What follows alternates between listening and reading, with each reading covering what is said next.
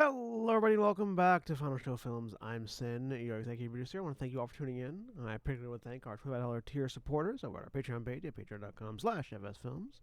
Those being Javian Alexander, Samantha Bates, Catwater Flame, and L. Without whom we won't be able to do as much of the things we do now. So, thank you all very much for your support over the years.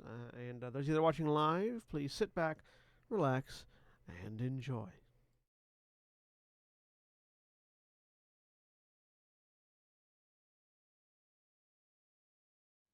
And we're live.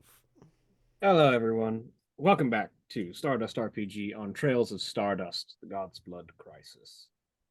I am William Warshani, and I am your game master for this 5th edition science fantasy campaign. And you've probably been hearing my voice as the narrator for several games this week, as I am now running, I think, 3? I was going to say, you got at least three now.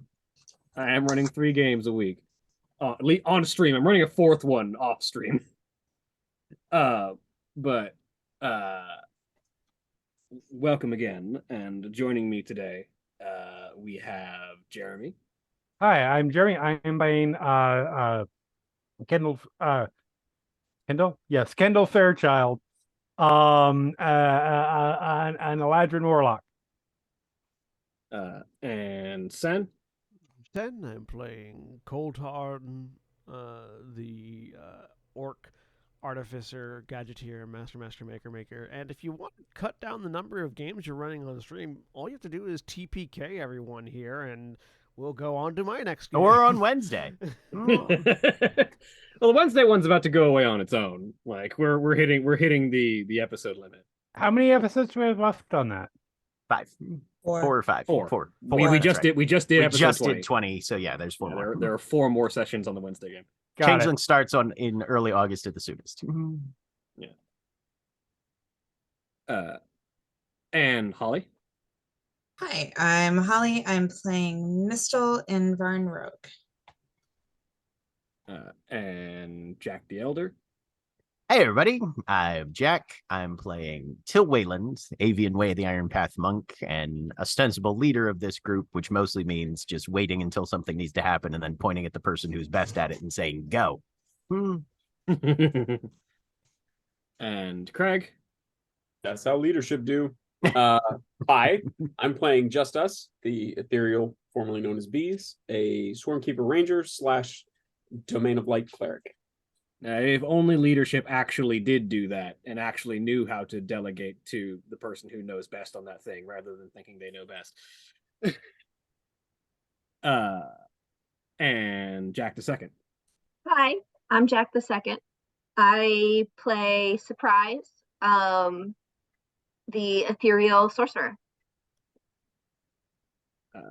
And when last we left our party, the group of them had a fight with some undead creatures that had been deposited on this ship from somewhere, presumably as a trap. Also, trans rights and human rights. Black Lives Matter, trans rights and human rights. Eat the rich. Happy Pride for the 2 days left in the month. Look, Pride Month. Pride is all year. Pride, yeah, hey, don't forget our new slogan: Queer all year. Yep. Yeah. No. We are. See, did anyone buy that shirt? I have no idea. I'm planning to once my paycheck comes in tomorrow. The I bought too many tank tops earlier. We will. Maybe later. Besides, as we all know, July Pride ends in July, and then we get a gay wrath. Gay wrath. As I say, yeah. At the end of June, Pride ends, and then we go into Wrath Month. Yeah, obviously. When's Lust Month? Wake me when Sloth Month. For you, all fucking year.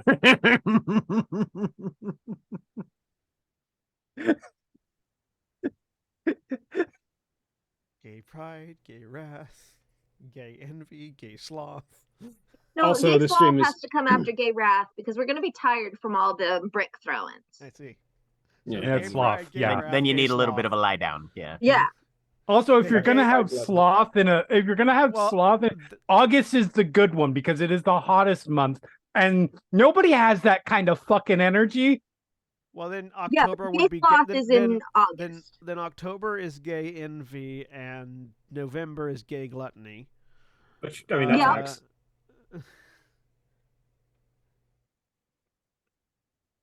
And then We only have 7 sins. You're gonna run out of months. and then December. Oh, I can come up with some extra sins. We're the queer community. We're the queer community. Well- We invent new sins. December Yes. December to December to May is just gay lust.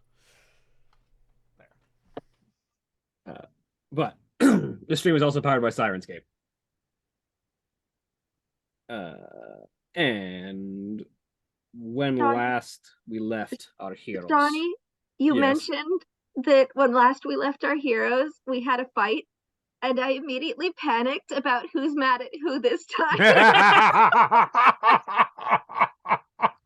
mean, you're not wrong. That happens a lot during gay wrath. Oh, I appreciate very much. But when last we left off, the group battled some undead that had been planted as a trap,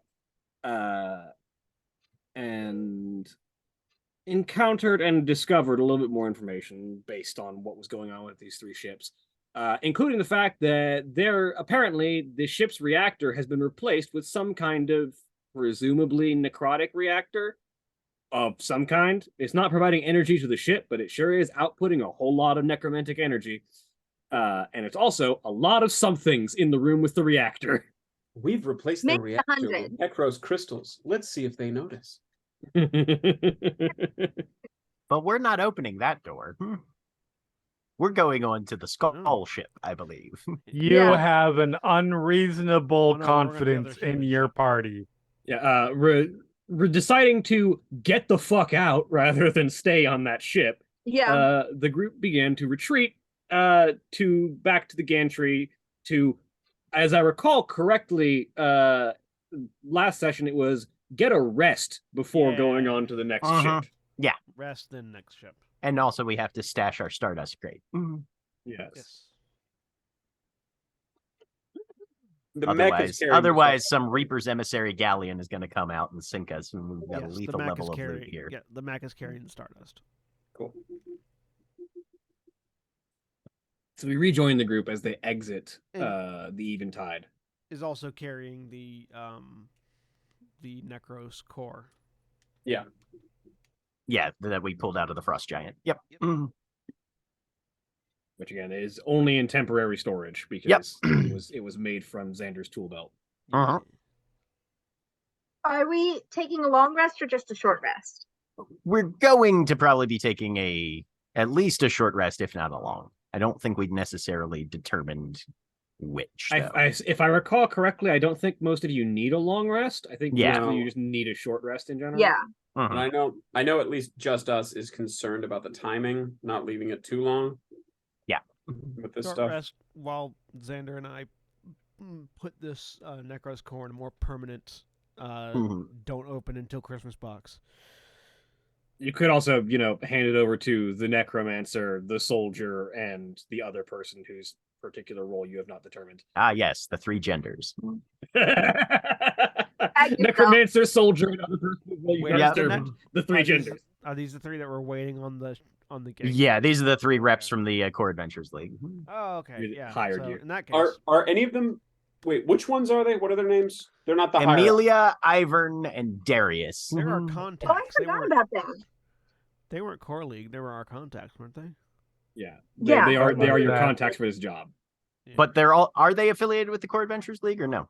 No, Well- okay. the place that you've seen them before is they were all at Journeys Ahead. Journeys Ahead Yeah. when you mhm. started your adventure. Okay. Gotcha. Yeah. Where the Forgotten God corpse dropped. Yeah. Yes. I don't want to leave. Let it the in bodies hit the I floor. don't want to leave a Necros core in the hands of someone I don't know, so or at least don't have anything to vouch for.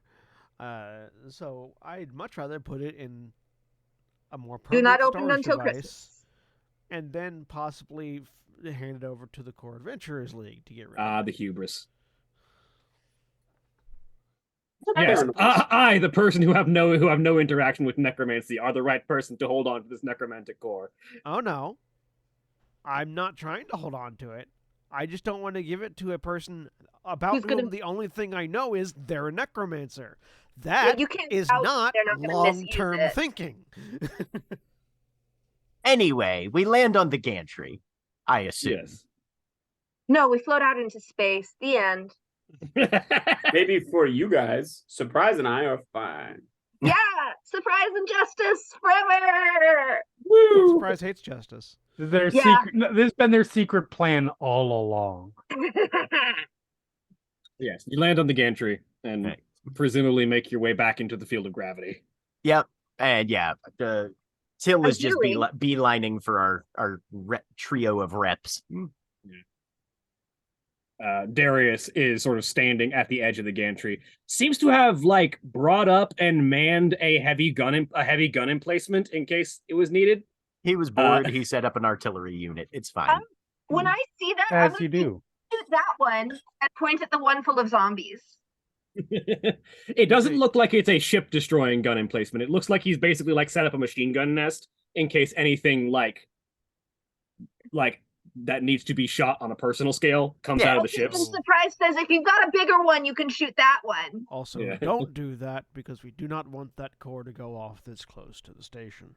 And yeah, Till will And give them a unleash rundown. Starks everywhere. Right. Here's what we've learned about the Eventide. They were shipping Starks. The place seems to have been booby-trapped with undead to an extent. A lot of that ambient necrotic energy is probably leaking from whatever the reactor core got replaced with.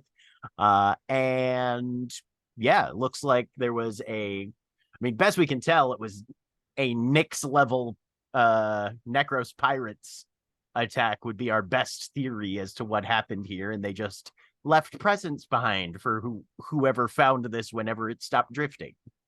It wouldn't be a bad idea to just haul it off and blow it up. As a shipwright, can I make a tactical analysis of if that actually is a good suggestion? Roll me your tools, your shipwright's tools with intelligence. As a sun cleric, can I roll something to determine if throwing it into a sun would be a good idea? You can roll Hey, me maybe. There are a people history that or live arcana on if you the want. sun. I've got I inspiration. will roll I'm Arcana redoing for that Mm. one. Yeah, but is necromancy effective on the sun? Because isn't the sun like radiant? Slightly better than an average. Also, that's Stardust. That's Starfinder. Yes. I will also use one of my inspirations since I have like 9,000. There you go. I actually have 6, now 5. But Could I That's make a lot. You should Could I use make an some. engineering check to see how much of the ship we could theoretically take apart without touching the reactor core and then throw it into the much sun? better. There you go, Kendall. Yeah, but like we also don't want to touch the maybe 100 zombies and sharks. So, what was your roll, Craig? Oh, 21. Oh, I don't have roll 20 open because I'm still on my game menu. My bad. I got a 17 on the die and I'm a +4. 21 on yours. So, Till, you could like reactor detonations from a sun is typically too far away to bother anything and doesn't typically bother the sun. It just adds mass to it. Yep. That said, Gilgamesh Station doesn't have a real sun. It has an artificial one that is much smaller and closer to the station. So you probably need to find. You'd have to haul it a ways, right? You'd have to haul it to an actual sun to throw it into the sun. We need repair the hyperdrive just enough to warp it into a sun. With 21 from the Sun Cleric, so and a 26 from Kendall. Both of you are aware that while like on an individual scale, throwing these ships into a sun would probably not bother most people immediately, you're not certain what the long-term effects are because in this setting, alongside just being generally as suns are in most settings, in physics, suns are also magical sources of energy. Part of the reason why Stardust is used as an energy source is because it is like suns do emit mana. Essentially, they are part of the magical ecosystem as well as the scientific ecosystem. Well, that plan's out. Throwing 3 necro reactors into a sun might not damage the sun, but you don't know if it would turn it into a necro star. Exactly. Boom. Oh boy. Awesome. Yeah, what could possibly be the harm in In putting that a case, Where's Space Gwynplaine when you need him? look, I would hate it, but he's it is in the setting. objectively awesome. He's in the setting. Okay, he's not here because y'all wouldn't like him. It's a fantastic concept for experimentation. And for all you know, there is a necro star somewhere. Like there's so many stars in this galaxy. Someone could have done that at some point. If only, You don't Yeah, know if but you want to like- run into one. if only we don't because need it to would be make interesting. another one. One's probably fine, or as many as exist is probably enough. What happens if there's We two? need the zombies in a solar system around a necro sun. Look, vampires deserve to be able to sunbathe at least once in a while in occasional places. Yeah, like, and honestly, What a set if up a card. you were to suspect the existence of a necro star, you would probably suspect it might have been a vampire's pet project to make a star they could stand under without burning. Look, Well, it's not if you've got here. the money for it. Let vampires have their star. This is the They new probably do politics. somewhere. They probably do somewhere. Look, I'm just saying, historically, the idea of Death Stars don't work very well for everybody else. Very good. Well, that doesn't mean we That's- shouldn't. that's very good. try. Well, But yes, I am generally have a mind to agree with you that these things should be destroyed as safely as possible. But I am curious to find out more of, well, Well, these we haven't- things came here as a unit and presumably from disparate locations. I'm curious why they were gathered and brought here. We haven't. Well, we haven't finished looking yet. the I other mean, two. probably nothing good. We only looked at one ship. How are we supposed to know yet? Yes. well, let's indeed. get everything situated and under storage that we've got so far. Take a breather, resupply, and then we'll jump back out to the Lycan ship. I think. Considering the amount of necrotic energy prevalent, I think that I may have a thing that would be useful for you for information gathering. He says, Ivern This is says- Ivern, yeah. Yeah, this is Mhm. Ivern talking. As he sort of walks over to like a small crate and sort of opens it and reaches in and pulls out what appears to be a lantern and just walks over and holds it out. This is a soul lantern. It should Just us, if you would. Do I know anything about soul lanterns? He was in the middle of He was explaining about it. to Yeah. tell us. I know, but Till just ordered me to take it. So I want to know what I know about it in the moment before I grab. Roll me Arcana as he explains. Okay. This is a Nope. Yeah, you don't know anything about it I- until then- he explains it. Then he pauses, or they pause and wait. This is a artifact of my own creation, which is designed to reveal the last moments of the dead. Traditionally, it is meant to unveil moments of tragedy. It is a form of psychometry in a arcane artifact to reveal the events that led to a fatal environment or a fatal interaction. Last seen in The Witcher 3. That However- seems like something that would have been useful to have on the last exploration. I was initially concerned that it would not reveal anything. However, with the revelation of what is going on with the reactors and the description of the amount of necrotic energy and how it fully permeates the interior, I suspect that this lantern will in fact be more effective than it would be otherwise, and in fact potentially show you events beyond a death. They may show you other things that had gone on due to the permeating nature of the necrotic energy, you may be able to see more than it would normally show. And so I offer this to you for your further investigations. Thank you. That sounds rad, and I bet it's going to be super helpful, but I still don't want to go back on that old other ship. No, I We will go. suspect you may get more use out of it in the remaining two. Just us, having heard the explanation, walks forward and holds out their hand. He will hand it to you. Can I attach it to a belt or Yeah, something? you can absolutely.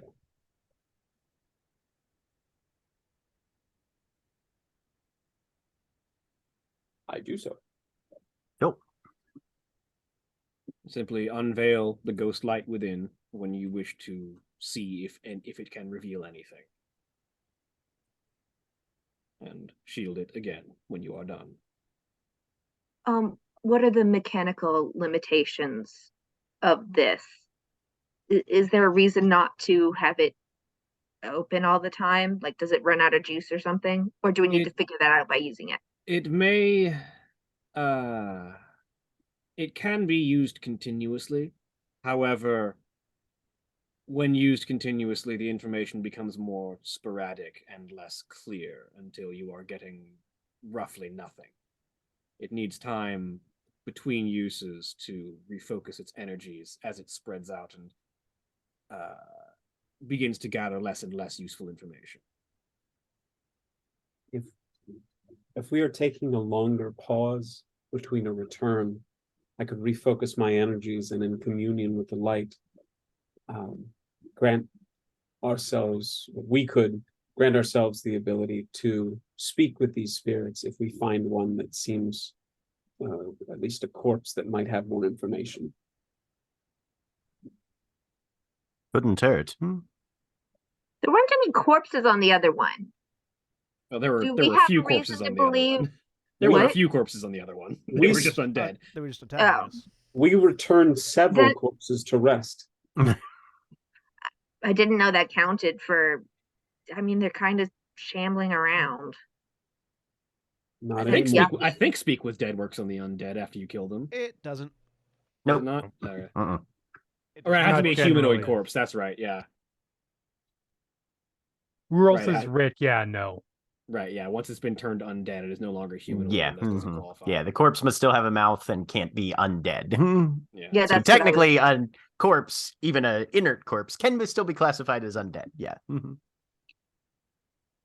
I mean, there are interpretive ways towards that. You Up to the could GM. argue that once that- it's re-dead, it's no longer undead. That could be, Yeah. or you could rule that it's still undead because it's just a dead undead. Yeah. But that's entirely GM. Yeah, the I would say- argument is that if the reason that wording is in there is it prevents people from talking to zombies. Mhm. Also, it's. But- Sorry, go ahead. No, I was going to say, but interpretation.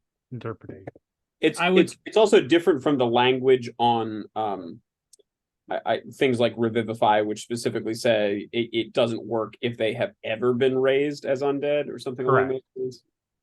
I would say that once the creature's creature type has changed to undead, it remains as undead even after you kill it Mhm. because of the energies that have been used to modify it. Okay, Legit. that makes total sense. Until you've Like done that. something like a true resurrection on it or something. That's a very lore-based explanation, and I like it. Yep. Yeah, as do I. I think that's cool. I just love the concept of, well, we need to talk to this thing that was once undead. So quick, cast True Resurrection on it and then kill it immediately so we can talk to it. Because they're a really evil person. We don't want them to be back in the world. But- So while they've been talking to, We need to ask Zombie Hitler something. Hang on, give me 3 rounds. while they've been talking to dude about soul lanterns and things, I've been calling the Core Adventurers League, trying to find a method of disposal for this device. Have you just been calling the local branch, or are you calling Karos, or?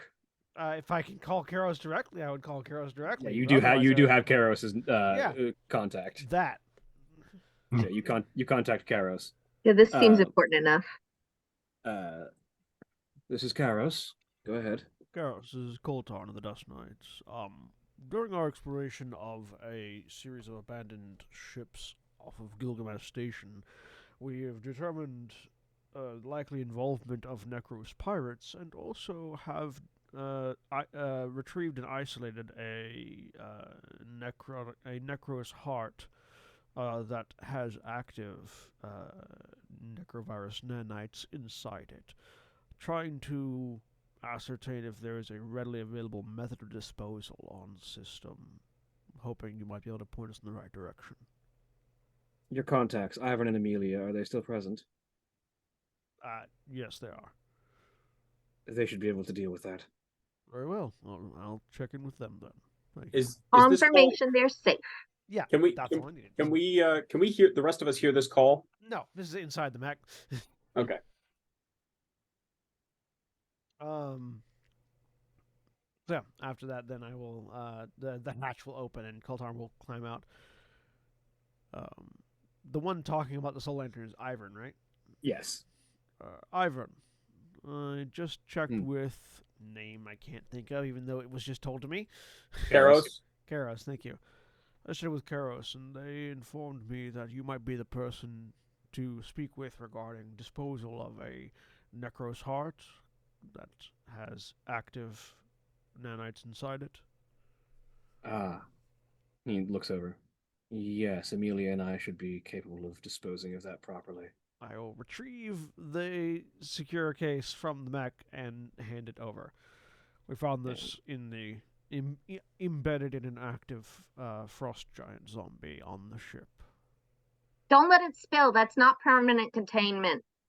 I don't want you to make an Indeed. oopsie just because we didn't tell you. Indeed, Ivan says, as he sort of sets the container on the ground and then opens it and steps back a step. Amelia, if you would. And the woman sort of reaches a hand out, and a gust of wind sort of picks up from behind her as it lifts the heart out of the container. And the two of them sort of put their hands forward between themselves, and what appears to be a combination of necromancy and, now understanding what Amelia does a little bit better, druid magic being used in concert. You watch as necrotic energy from Ivern and nature energy from Amelia sort of coalesce around the heart and permeate through it. And a ghostly blue flame begins to burst out of the joints of the heart, while a series of vines and leaves begin to grow out from inside the cracks as well. And then eventually the entire construct sort of crumbles to dust. I'm And watching. all of the oil within appears to have been burnt away. I'm watching very carefully to make sure that nothing gets out of that while they're in the process of it. It appears that between necromantic energy and druid energy, they have basically disassembled the necrotic the necros virus ichor at the atomic level, Good. and just sort of taking it apart. Oh, that's a worry off, all right. Does That's that pretty cool. tickle any memories for just us? Roll me history.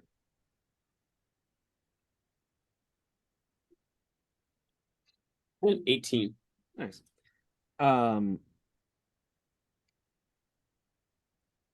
There's a thought in your head of a druid who you knew and cannot recall, but you remember a Kardosh.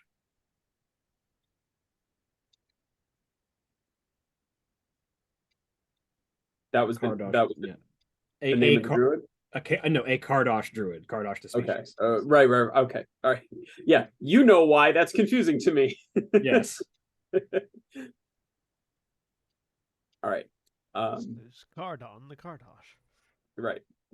When it is convenient, just us would like to speak to Coltarn, but no rush.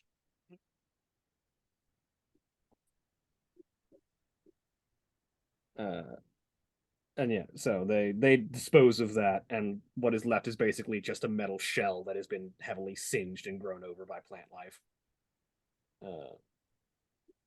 And Ivern sort of picks it up. And this can be disposed of traditionally, he says, as he sort of puts it away. Thank you for the assistance. All right. We will leave you to your rest. Please let us know if you discover anything further. I think we will begin making plans for disposal once you've finished your investigation of these ships. Head back to the ship to resupply. I say, looking over at Till.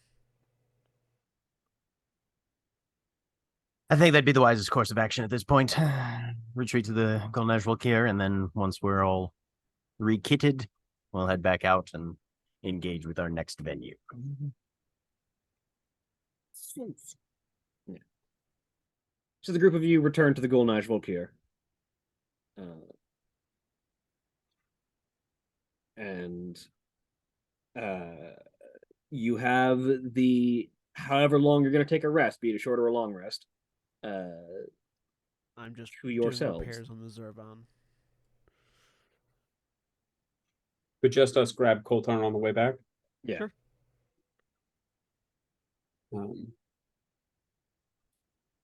Mr. will fly off their shoulder when they do that. It's not in any way surreptitious or secretive. It's just sort of moving over by. So you can, but you don't have to. She'll give them a moment. Okay. Coltarn, keen of mind, may we ask you a question? Certainly just us. You have contact information for Karos, is that correct? Yes. We would ask that you share it with us. We think we knew them. That's right, we wouldn't have given the information to bees because it wouldn't have been a way for them to maintain it. And I will just offload the data onto like a data pad and hand it over to you. Indeed, when we were bees, we found many aspects of technology intriguing but perplexing and complex. Yes, certainly. There you go. Do we have a communicator now? I don't think we've actually picked one up. Didn't We have a comm now, but I don't think we have a. Is that the same thing that I would use? For long range, not as much, but okay. But there'd be something on the ship. Yeah, you can absolutely use something on the ship. Yeah. All right. Cool. All right. We thank you, Coltarn, keen of mind. You can call me just Coltarn. Very well, just Coltarn.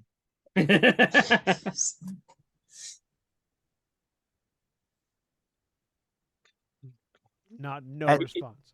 There's a pause, and Justa says, "Our apologies. We were attempting a joke.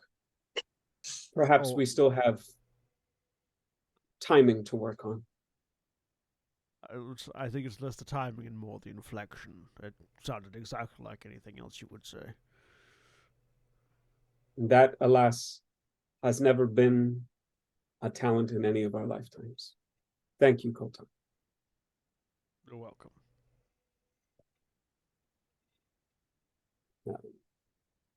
And then after everybody else has had a chance to do stuff, we'll head for the bridge or comm station or whatever. I do want to snag.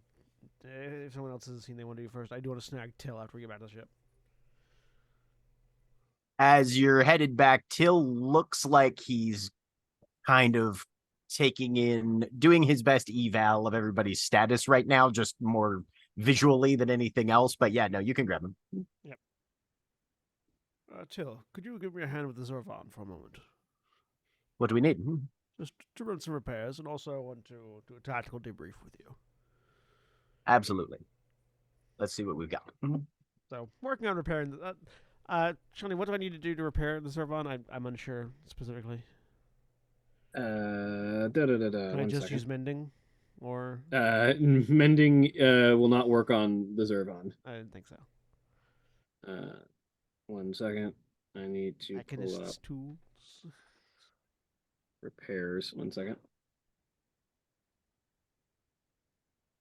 Well, while we're repairing, till tactical analysis offered to you specifically.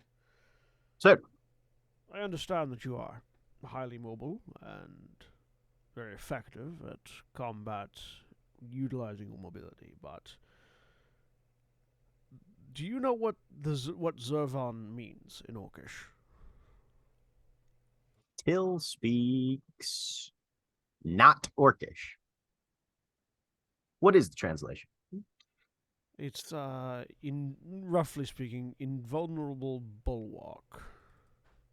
I think I see where this is going. Yes, it's designed to be a shield between the party and danger. It can take a lot of damage before it stops working, and will last a lot longer in a fight than any of the rest of us will. So, when you fly out ahead of the shield, and thereby causing the remaining members of the party to follow you, to support you, so you aren't alone and surrounded by Starks and giant undead zombies, the bulwark portion of the name doesn't work. So you're suggesting utilizing it more as a mobile beachhead. Yes. All right. No, I think that's an excellent analysis. Because if you run off to get yourself surrounded, even if you are doing a flanking maneuver, naturally the response is going to be for the members of the party to support you. Whereas, if we put the big metal machine between everyone and the enemy, and fight from behind it, it's a lot harder for any of us to get surrounded, and it takes more of the blows. I'll save my mobility in case someone gets past our front line then. That's precisely it. And also in situations where there are places where you can maneuver to where you won't be directly in melee combat. Speaking of, as far as the Zervon's current development, I'm more educated on the ship scale points of engineering. Is there anything we should be looking out for, especially as we're going on these salvages, that we can use to reinforce or expand its capabilities? I don't know if there's the potential for the Zervon, like you said, maybe even projecting an extended barrier of energy shielding or any attachments like that we've considered. Possibility, but I think the next thing we would need to do would be to upgrade the ship further to accommodate a larger workspace. Fair enough. The size of the Zervon as it is the limit that we can utilize effectively with the ship of our size. All right. In order to further increase its defensive capabilities, we would have to increase its scale. And fair enough. They don't have the facilities for it. All right. Well, let's see if we can buff out some of these gouges, and I think we'll get this thing back and ready to go. Primarily, what my next thoughts are, as far as salvaging, is upgrading the Golnash Volkir and finding parts that can be utilized for the crafting of air superiority fighters, and potentially some ground vehicles. All right. I can definitely support those concepts. The full readout on maintenance for you, so you know it all. Unlike other constructs, Dust Runners are not able to regain hit points normally, and class as a construct and not a creature for the purposes of healing spells or abilities, so you can't heal them normally.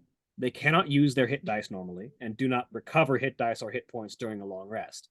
Instead, a creature can elect to spend up to 4 hours each long rest performing field repairs to recover the Dust Runner's hit points. At the end of each hour of repairs, the Dust Runner can spend 2 of its hit dice. And when you do that, you roll the hit dice and add its Constitution modifier, and that's how many hit points it regains. Okay. To regain hit dice, the Dust Runner must spend 24 hours inactive over a period of 3 days, or be repaired at a workshop. So, we're spending an hour to repair it for a short rest. I would roll 2 of its hit dice. Yeah, you can spend 1 hour on the short rest, and you can spend 2 of its hit dice, and add its con to both dice to recover that many hit points. Can any of us do that, or only someone with specific training? Only someone who is trained in repairing, in mechanical repair. It's 18, so 2d10 plus 8. Does that count as a tool? Yeah, so specifically, either being trained in technology as a skill, or being trained with Mechanist tools? Yeah, I believe mechanist tools, yes, is the Okay. correct tool. All right, fair. Which I have, so. Once he's finished the debrief with Coltarn, Till's just going to make a quick route through the Golnage, make sure everybody's getting rest, and then if nobody interrupts him, he'll inform Kendall, Miss Fairchild, I'll be in my quarters if anybody needs me. Dope. Because if he wants to get key points back, he has to spend at least 30 minutes of this meditating. So he goes into his room, pulls out a number of vials from a bag, sits down, crisscross applesauce on the floor, blindfolds himself, and then field strips his gun and cleans it for just in cycles for 30 minutes. Mechanics tools specifically is the tool. Okay, cool. Yeah, so I've that restores it to 137 of 142 hit points, so I don't think we need to spend more than an hour repairing it.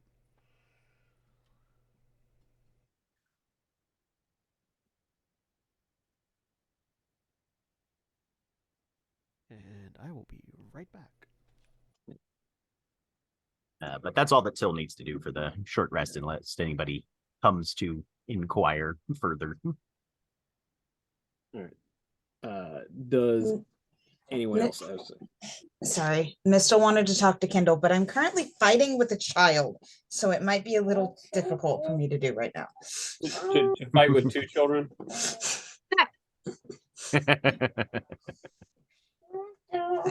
I resemble that remark.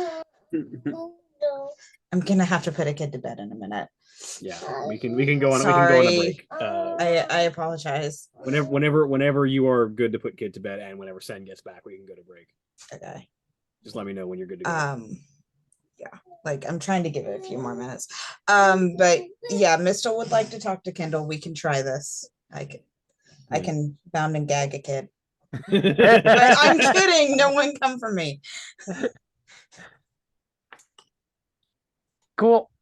So yeah, Mistel goes to find Kendall. Yep, she's in her room. Okay. Hey, Mistel. Yeah. What's up? Mistel will fly in. I just wanted to check in on you because a lot has happened the past couple days. And I've checked in on Till some, and then there's been stuff going on with not bees anymore, but just us. And yeah, and I wanted to see how you were doing with everything. I'm doing okay. I mean, I don't know. It's the just us situation is this situation, and it's fine right now. If it doesn't become fine, I'll handle it. It's okay. How would you handle it? It depends on what he does. Please don't kill them. I mean, if he doesn't try to kill me, of course not. I don't think they're gonna try to kill you. Then I'm not gonna try to kill him. Okay. It'll be fine. No, everything's good. I talked with Till a few times, and we I think we're excuse me. I think we're in a general agreement right now about things. I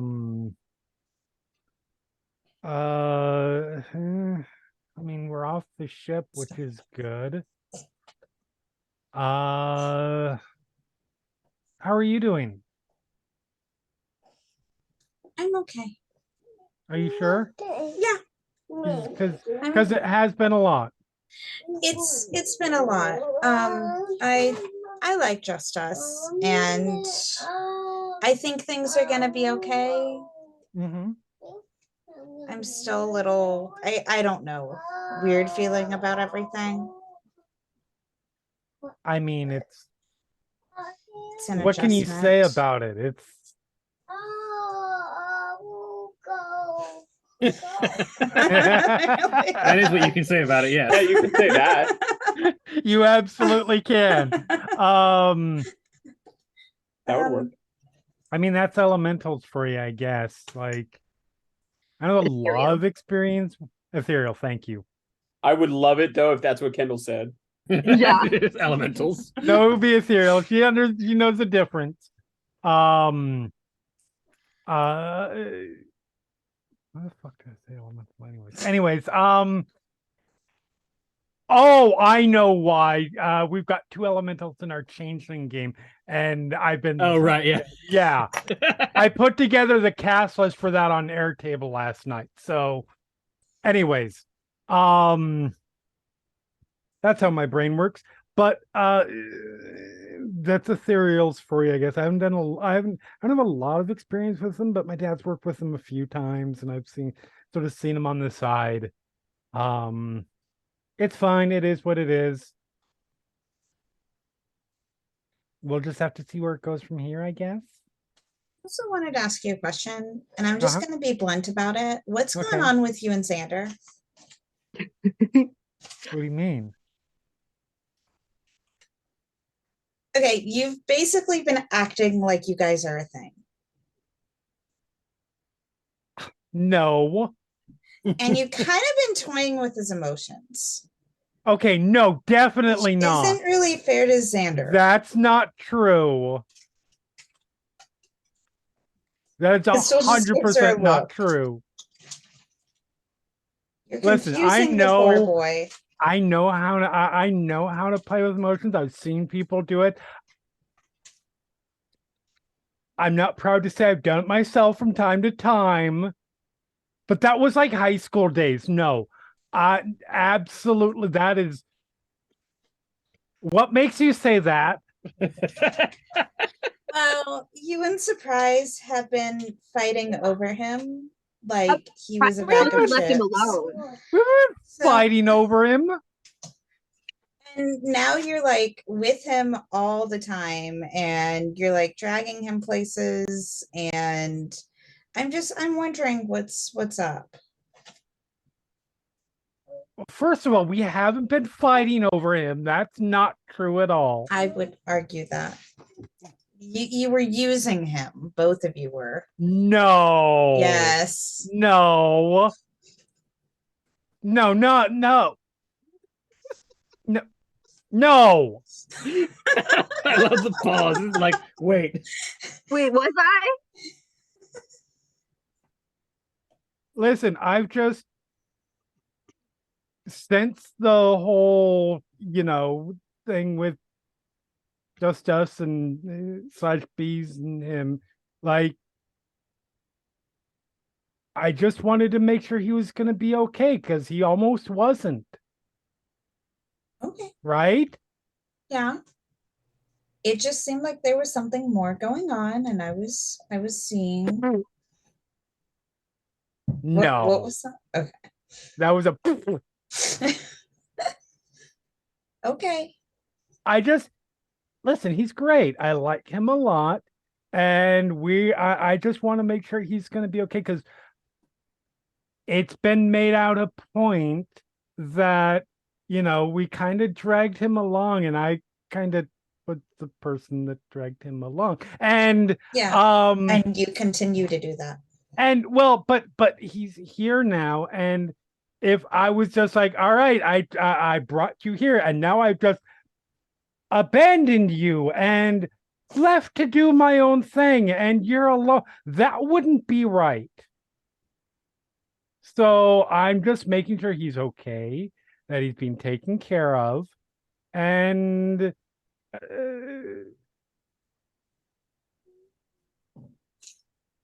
that's where she stops because she doesn't know what else to say, or has something.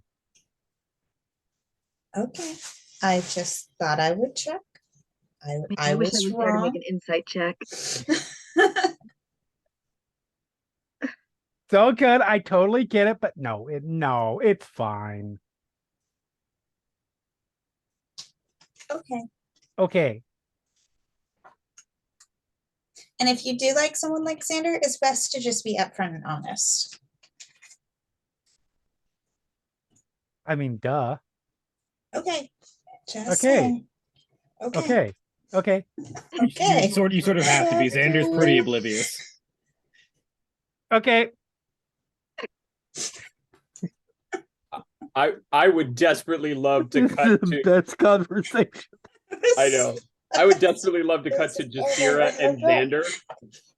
And Jasira's like, huh, planning to propose, huh?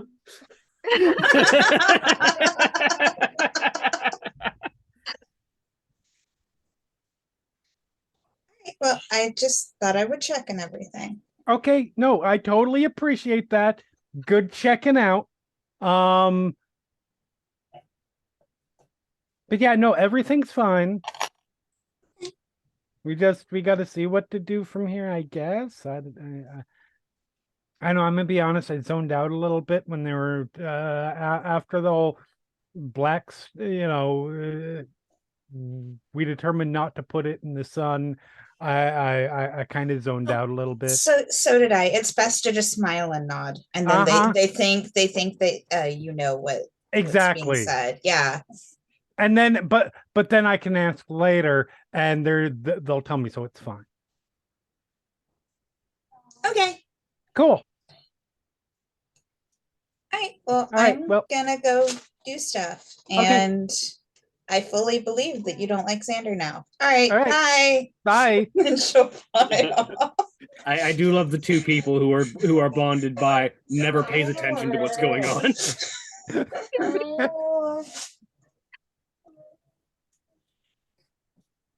Yep. So, unless anyone else has any other conversations to have, you all get a short rest in. We would like to call Karos if we can. Oh yes, right. Yes, you were going to call Karos. Yeah. Yes.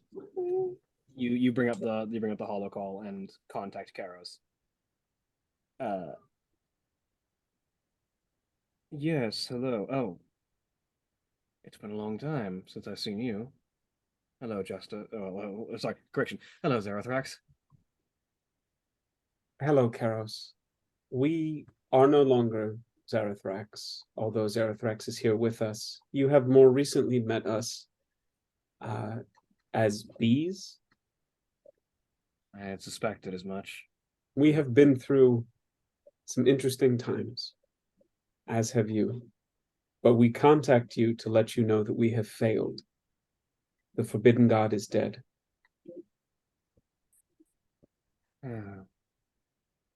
That was your task then. I had been curious as to when I would learn about its true nature. We had hoped that you never would. We had hoped that no one would know, save for us. And yet, as far as we know, the other secret keepers are dead or scattered, and we have failed in our mission. I suppose I could have surmised that, considering the events going on in the galaxy and the purpose that your new companions are engaged upon. We will find Stagmos. We will kill him. We will scatter his ashes upon the suns of the universe. Oh, you'll turn them into fiend stars. We just had this conversation. It is Then we perhaps will tragic. stab the stars. It's perhaps tragic that the Stagmos has fallen so far as to need to be fully dealt with. But yes, I believe that if he is not dealt with, he poses a threat to the entirety of the material plane. Have you been contacted by any of the other secret keepers? We find our memories are clouded, dark, difficult to illuminate. I have not, though, to be fair, I don't know that any of them, I don't know that I would recognize any of them considering the amount of my memory that was given up for that task. If we may oppose upon your time and resources, if any of your memories return to you trickling back through time and through the multiverse, would you forward whatever you can recall to us? If I recall any memories of your old compatriots, and perhaps if I learn anything of their current whereabouts, I will contact you with it, yes. And Justice will share the few little fragments that one of them was small, perhaps an Invaran, or at least roughly that size. And then there was a Kardash druid. Yeah. Beyond this, we cannot recall anything further. I will keep an eye out and transfer any knowledge that I gain to you. We have failed you once. We will work to make certain that we do not fail the Dust Knights and that they do not fail you or the universe. I am the least of your concerns. This goes beyond the Core Adventurers League. I should communicate with Sonus at some point. He is oft wandering, but he should know as well. Give them our pledge and our apology. I will give him the information. You have little to apologize for. Your task was dangerous in the extreme to begin with. Its difficulty was not of importance, only its success. And thus its failure is our definition. If anything, you are now part of the group that is most likely to be able to resolve the issue that has sprung up in its failure. Also, while we are apologizing, we believe that when we were bees, we may have made rather significant messes at several of your outposts. There's a reason we have staff on hand. Things will likely have been cleaned already. We may also attempted to pollinate one of your employees.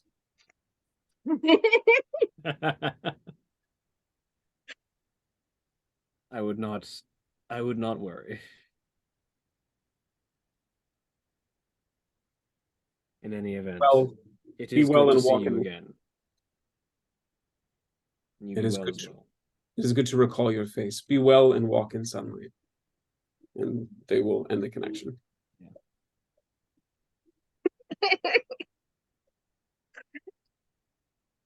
And then head back to the observation deck and sort of go into that stock still pose and stand in contemplation and prayer and recover. You good to go, Holly? You good? Okay. We can go ahead and go on break at that point. Those of you that are watching live, please stay tuned for these commercial messages. And when we take our break, you take your break. So stand up, stretch legs, move around, do whatever you need to do. We'll be back in just a few minutes.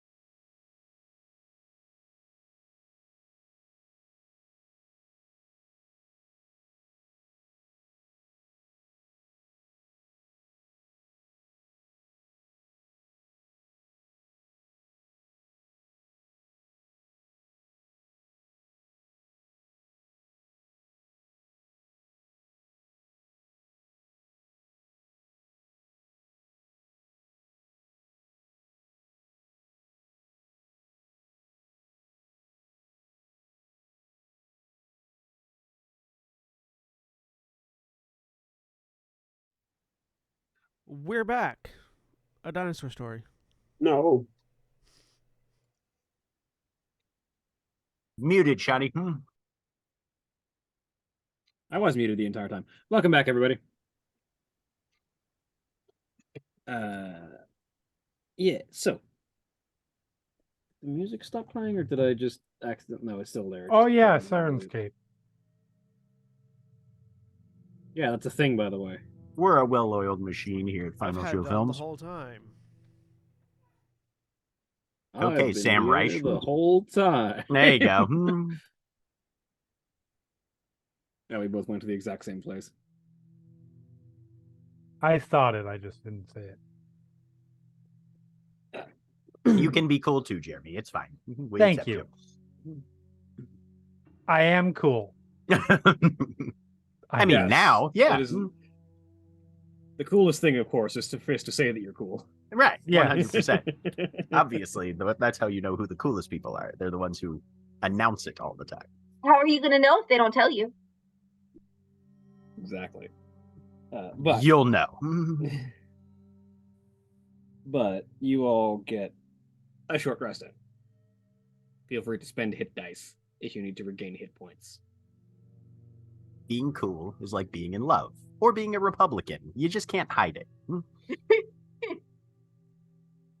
Did we, Shawnee, did you, while you were muted, did you confirm or deny that it had been 4 hours? Yes, I had said that. Yes, you've probably been more than 4 hours out. Yes. Okay. All right. So that's, I think, Surprise, Till, and Mistle. No longer have aid on them. No longer have what? Aid. The thing that was giving you Oh. extra max hit points. Reverts to No normal. longer have aid. Bracket S. Bracket.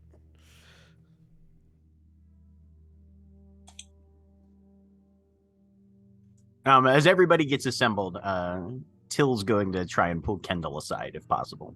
Okay. Miss Fairchild, before we go Hey. back into the field, I had a question. Shoot. I know that we've sort of obliquely referenced it before, but very specifically, what are your intentions regarding Xander? What the actual? What the fuck? This is the best. It I don't occurred know to me what while you're I was talking about. It occurred to me during my meditations that as ostensible leader of this group, that applies to more than tactical, but also personal connections within the squadron.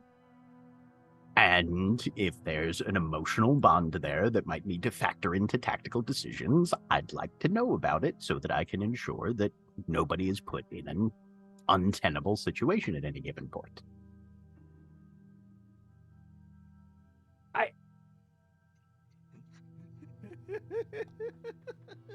You know what? No, I don't think you do need to know. All right, if you're sure. Yeah, I'm sure. Insight check. 21. Not terrible. I might pre-inspiration this one, but we'll see how the first roll goes. Pre-inspiration, yes. Yeah, sure.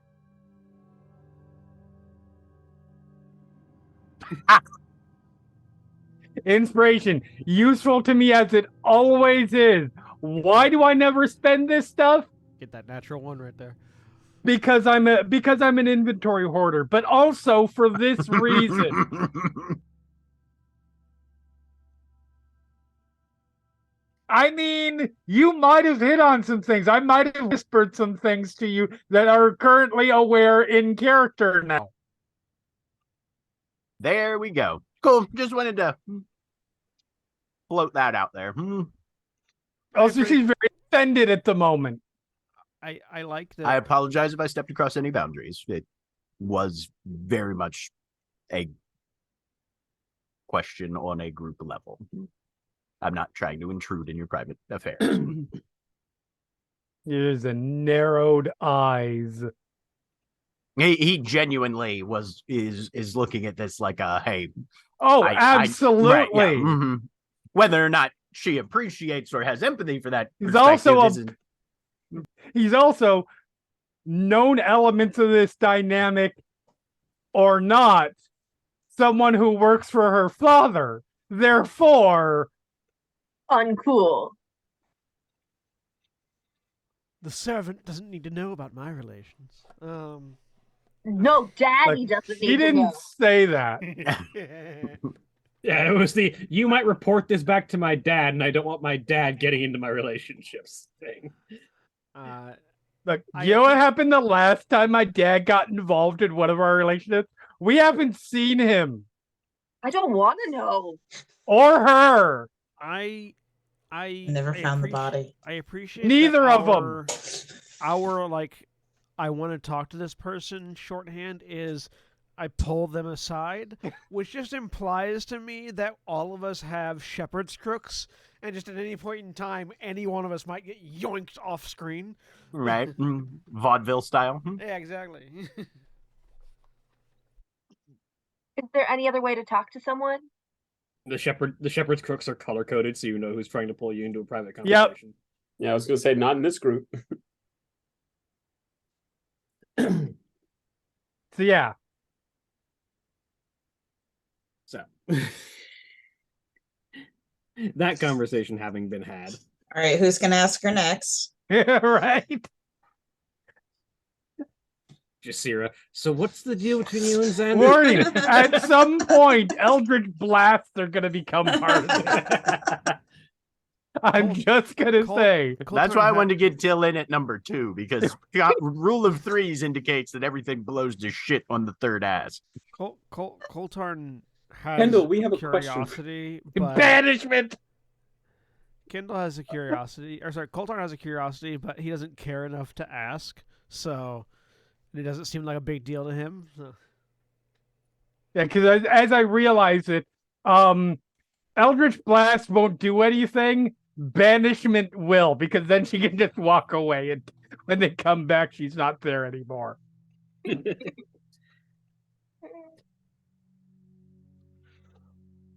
All right, let's suit up and head out. Oh.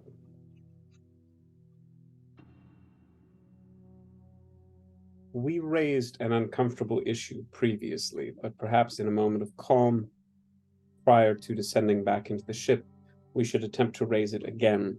In the event that this mission goes poorly, we have limited resources in who we can bring back on an immediate basis. Should we discuss from a strategic or faith-based position, who should we prioritize? Whoever goes down first. Regardless of who goes down after? If more than one of us are going down at a time, I feel like we have bigger problems at that point. I mean, It doesn't hurt to analyze the potentials, though. I would say prioritize those who have better facility with recovery and extraction. I would say if in the unlikely, hopefully, event that you are the last one standing, just us, We will endeavor for it not to be so. I would say Coltard and Strida would be your primary elements for prioritization there. Very well. I will just say, and this is not me trying to say put me at the front of the list, because it's probably not even the best choice at all. Just as a, potential complication, if I go down, there is a not 0% chance that my dad might show up to fix the situation, then he might be angry.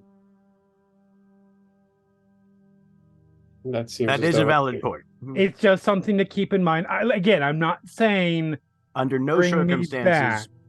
should I be revived prior to Miss Fairchild's revival. That's probably safest for Till. Your business relationships are an unfortunate and uncomfortable complication to this situation. I trust both of you realize that. I think I if don't- we're in that I situation, don't think either of them have a choice in it, Jasira says. Not really. Like, don't get me wrong. I'm really glad that Till's here. That being Um, said, Mistel, we believe you were saying something. I was just saying, if we're in this situation and you're, still standing, I think it's really up to you at that point. Mm-hmm. Well, if it helps anybody, I worked hard on this, but I don't need it. You can just leave. You don't have to worry about me. Out of character question that I hope to God just us would know at this point. We would need Surprise's husk, right? Just to If you wanted to put them back in that body, you would need to recover the body to repair it. But you can just get a generic body to put an ethereal in until they can make a new one. They're expensive because they have to be made specifically, but Get Surprise a loaner sleeve. a pragmatic and appreciated suggestion, Surprise. Yeah, because I'm great. Well, we're also not in the habit of leaving people behind. So we're even if it's just people's important possessions. Kendall, daughter of chaos and lawlessness, do your capabilities permit the transport of others or just yourself? Which capabilities are that? My teleport? You have dimension doors. Indeed, we have seen you move yourself through space over not insignificant distances. I mean, it depends on my mood. And I'm not saying that like it's a choice. Sometimes if I'm feeling in a really good mood, yes, it can absolutely. Other times, not so much. also known as only in spring. Yes. We understand and will remember.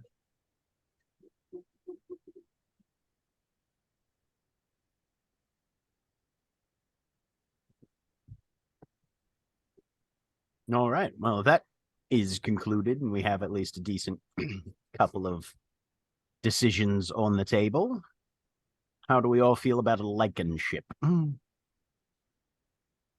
Hoping it has less zombies. Is that the one that's like if you were to align these, are the three ships like roughly equidistant from the gantry, or is they like in a line? Because I've been picturing them like in a row. They're in more of a triangular formation. Okay, which one is the farthest out from the gantry? They're all roughly equidistant. The gantry is like in between all of them. It's like if you picture them as a triangle formation, the gantry punches into the middle of it. Okay. Is their formation significant from an occult point of view? You can roll me Arcana. That's actually a good Yeah, question. actually, I would yeah, like to also roll like that. to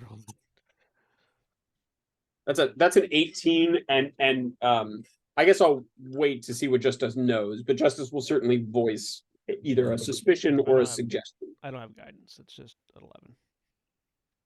25. Because I rolled. So the 18 and the 25. Triadic configurations like that are useful for channeling energies. It would be a little bit unorthodox, especially without anything to direct the energies being channeled. Typically speaking, triangular formations like that are a focus, as they sort of all three of the angles of the triangle all pointing inward at the same point sort of helps focus disparate energies inward to a central focal point. But that's typically something that requires, effort and an active attempt to do. Just their formation like that, you wouldn't typically expect to be dangerous unless someone was doing something with it. Although, again, all three ships are emitting necrotic energy. That energy doesn't seem to be getting focused right now, but... All right. Justice will voice that and say, even though perhaps there is nothing of immediate import in relation to their positioning, if there is a way for us to at least subtly reposition them during this deployment to the one we are dubbing the Lycan ship, perhaps we should attempt to do so.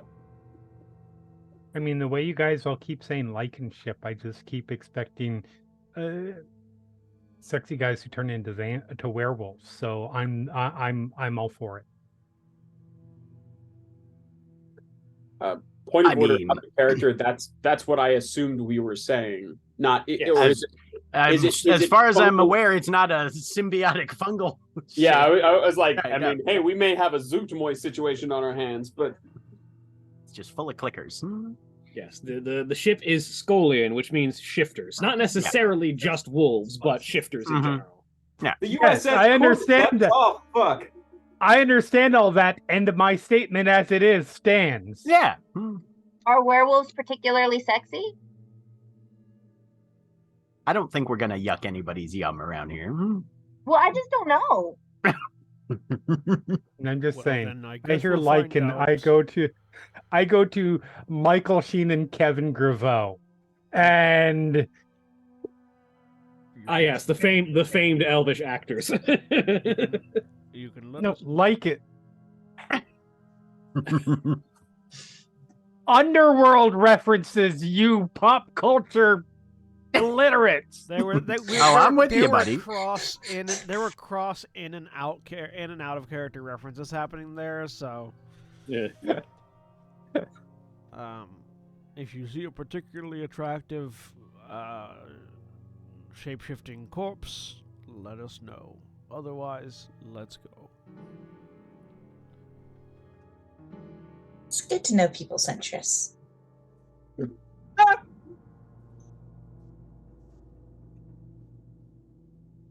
So, And gantry. I was gonna say, you make your way back to the gantry. The three of them are still there. Darius's gun emplacement seems to have grown in scale. I like that he's just Gotta have hobbies. just adding extra guns to it every time we look away. I bet that gun could move a ship. I I'm mean, just saying. he has added a bank of missile launchers to it, so theoretically. Not blowing up the ship while they are in orbit I with didn't the say station. blow it up. I just said move it. Look, Darius is obviously the engineer from Team Fortress 2. It's fine. Just whacking it with his wrench. All right. Well, and Till's just gonna kind of look at this Scolian ship and try and figure out from our current jumping off point, literally, where our best landing target on this thing's hull is going to be for entry. Funnily enough, the bridge, which is normally on this, this Scolian ship, is finished at the front with a wolf's head that sort of takes up the entire front of the ship, and normally the bridge would be situated in the eyes. That has been cracked completely open. Like the front face of this facade has been ripped open. And you're at the right angle to just launch yourself into the bridge. Go for the eyes, boo. I will launch the Zervan into the eyes of the ship. Follow. Indeed. Group Assume, go. assume formation. Launch. Group go. Launching daisy chain. Whee! They'll just hold hands. God damn it. But yeah. And keeping an eye out for Starks on this one too, just in case. Oh yeah. So, yeah. We don't take a short rest, so I did not get my see invisibility spells back. So It's okay. just gotta trust in my thermal vision And anything else. Just Us has the soul lantern, and Kendall still has the motion sensor. Correct. Mechanically speaking, the soul lantern, basically when you reveal it as an action, it starts to, if it can, play nearby events as if by psychometry over the course of a minute. When that minute goes up, if it's still open, it tries it again, but the longer it stays open, the less coherent whatever it's showing gets. Okay. When does that? And then how reset? long does it stay shut for a full reset? It needs to stay shut for at least a full minute before Okay. it can fully refresh itself. Okay. So we land on the bridge. Ka-chunk. What's Great. happening on the bridge? Yeah, you land into the bridge of this vessel. The name you didn't see because you didn't go in by any of the sides where the name might have been emblazoned. But as you enter, this place looks surprisingly empty. It looks like anything that wasn't literally nailed down is gone. Like there is no bodies, aren't even any like rolling chairs or any kind of seats that could move around. The only like things that are here are what was literally connected to the floor. Activating detect magic sensors, and I will ritual cast detect magic. And yeah, Till's doing just a mundane investigation visually for any sort of data or computers that might still be active. May I guide and aid Till? Sure. I would like to investigate for any sort of damage in this room that might indicate why everything's gone. Like the hole in the front of it? Well, yes, but there might be something else too. Fair. Like what caused the hole in it? Is this place pristine? That would be some information. Yeah. Roll me investigation, both of you, and Till is getting an aid and a guidance from just us. So you have advantage plus guidance. Okay. Mistel would also like to investigate. What are you looking for? Anything out of the ordinary here? 24. That would be Till. everything, but you know. Something that isn't like right. Again, that would be everything. You You can roll me investigation, see if you Thank come up with anything. Is that happening simultaneously, or can I also? I guide? see nothing. This is roughly simultaneous, yeah.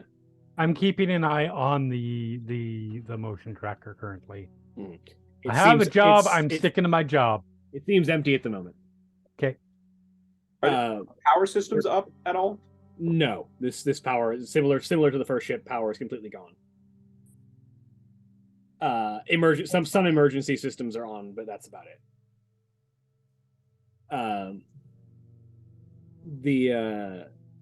So with the 20 from surprise, as you're sort of looking around, the thing that you realize is that the hull of the ship that is damaged around this bridge is damaged inward, like the metal is bent interior rather than exterior, and it looks like the majority of what was done here is there doesn't seem to be a whole lot of damage to the room itself, just to the hull, which you would surmise probably rapid depressurization from the bridge being broken into.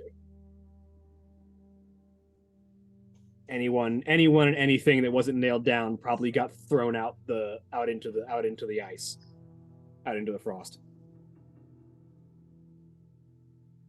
which is the colloquial term for space, similar to the black in Fireflies, typically called the frost, because it's cold as fuck.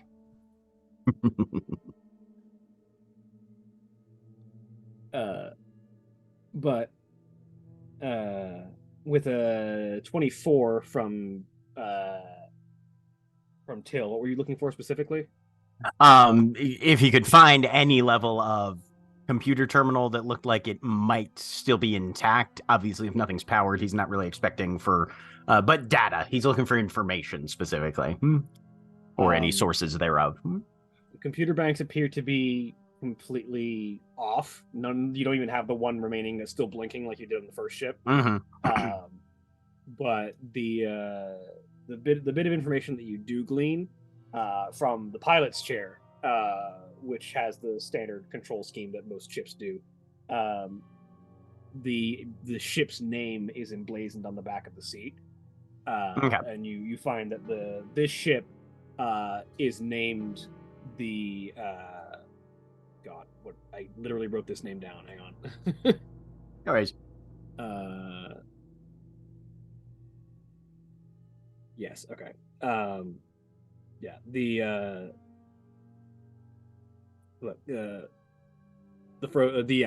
Frozen Fang. Okay. Now, do the computer banks seem damaged at all? Because Till's No. immediate thought would be Coltarn. Is it possible that we could utilize the Zervan to do a local power pulse to these? I could set something up, but let me finish with this scan first. You activate detect magic, and all you see is just a blanket of necrotic energy. Is it the same level of density that it was from the other ship, or does it feel like we're getting the echoes of the one from that ship? It definitely feels about the same density. Yeah. All right. Same level of necrotic energy blanketing this ship as the other. So we'll- pattern. Ew. I'm imagining that all three of them have had their reactors changed out. It's a good Which working also theory to means- start with. Which also means that all three of them may have nasty surprises in the reactors themselves.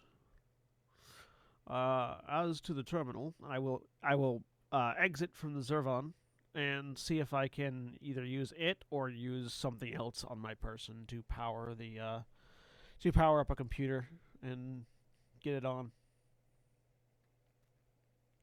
Roll me technology. Technology, yeah, okay. With intelligence? Yeah. Coltarn's first independent studio album, getting it on with the Zervan. Actually, Mistel, would you give me a hand here? I could use your mobility. Oh, sure. So, What do you need? I basically want you to give me advantage. Yeah. All right. It's a good thing too. 24. I rolled a 2 again, and then I rolled a 15. With a 24, you are able to hook up a power line from the Zervan to one of these computer banks and power Definitely it on have to have like access. Missile like dive underneath the deck of the like fly underneath the floorboards to connect something. It's really dark down here. I don't think they clean here. Watch out for dust bunnies. Are they alive? Hopefully not. If they did, they got yanked out into space when this thing depressurized, probably. So you're gonna be fine. It would be surprising for them to retain dust after a depressurization. Surprise Are isn't wrong. Are there exploding little bits of sentient debris called Stardust bunnies that we need to worry about? Well, there are now. So yeah, once you've got the terminals powered up, I'll start investigating them to see what I can find. Miss So Fairchild, we still clear on motion sensors? We are, Excellent. I assume. yeah, you are. It looks like you are. So it looks like these terminals are secured. Do you have hacking skills? Does technology, Tinker's Tools, my auto entry device, or something like that work for that? You would need an electronics kit. I have a mechanist. I have mechanist tools. Electronics kit is the technology equivalent of thieves' tools. Mechanist tools are. Sounds like a better thing to take gadgeteer than, like, thing. thieves' tools for a sci-fi setting. I mean, thieves' tools can still do a lot, but Yeah, but I should probably revisit which one I took because I didn't. I wanna hit the setting lockpick guide. this software system. So my auto entry device, my adaptable Omni tool, lets me hack powered doors. So I imagine I could use that to hack a computer. hacking a power door and hacking a computer are two different things. There. Yeah, that's true. This is one of those things where if I knew that that was a thing I needed at any point in time, I would have probably taken it, but I didn't, and thus I have what I have. Yeah. No worries. We can make do. theoretically, these computers are secured. Thieves' tools probably would also include some tools for hacking, but electronics kit are really what you want. They have a little bit of overlap, but I have proficiency in thieves' tools So do you I. have a set. And and a set. I have a set because I'm an artificer. Oh, okay. So you could theoretically do some work with thieves' tools. It would be thieves' tools with intelligence. Well, let's give it a try. See what we can find. 17. So with 17, you are able to crack into this computer system and pull up their data banks. This ship doesn't appear to be a cargo ship. It looks like it was a ship of the line. A what? A ship of the line. Military. Yeah, military battle fleet ship. Mm-hmm.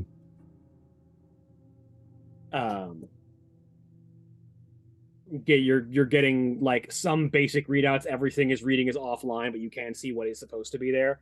You can see that this ship was theoretically equipped with some significant weapons batteries, all of which are reading is offline. And its reactor is reading is offline.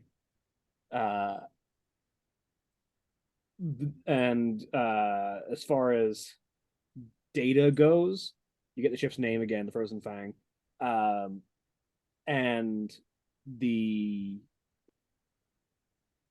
a lot of the data appears to have been scrubbed, but what is remaining, you do find there is a immediate diagnostic report that just says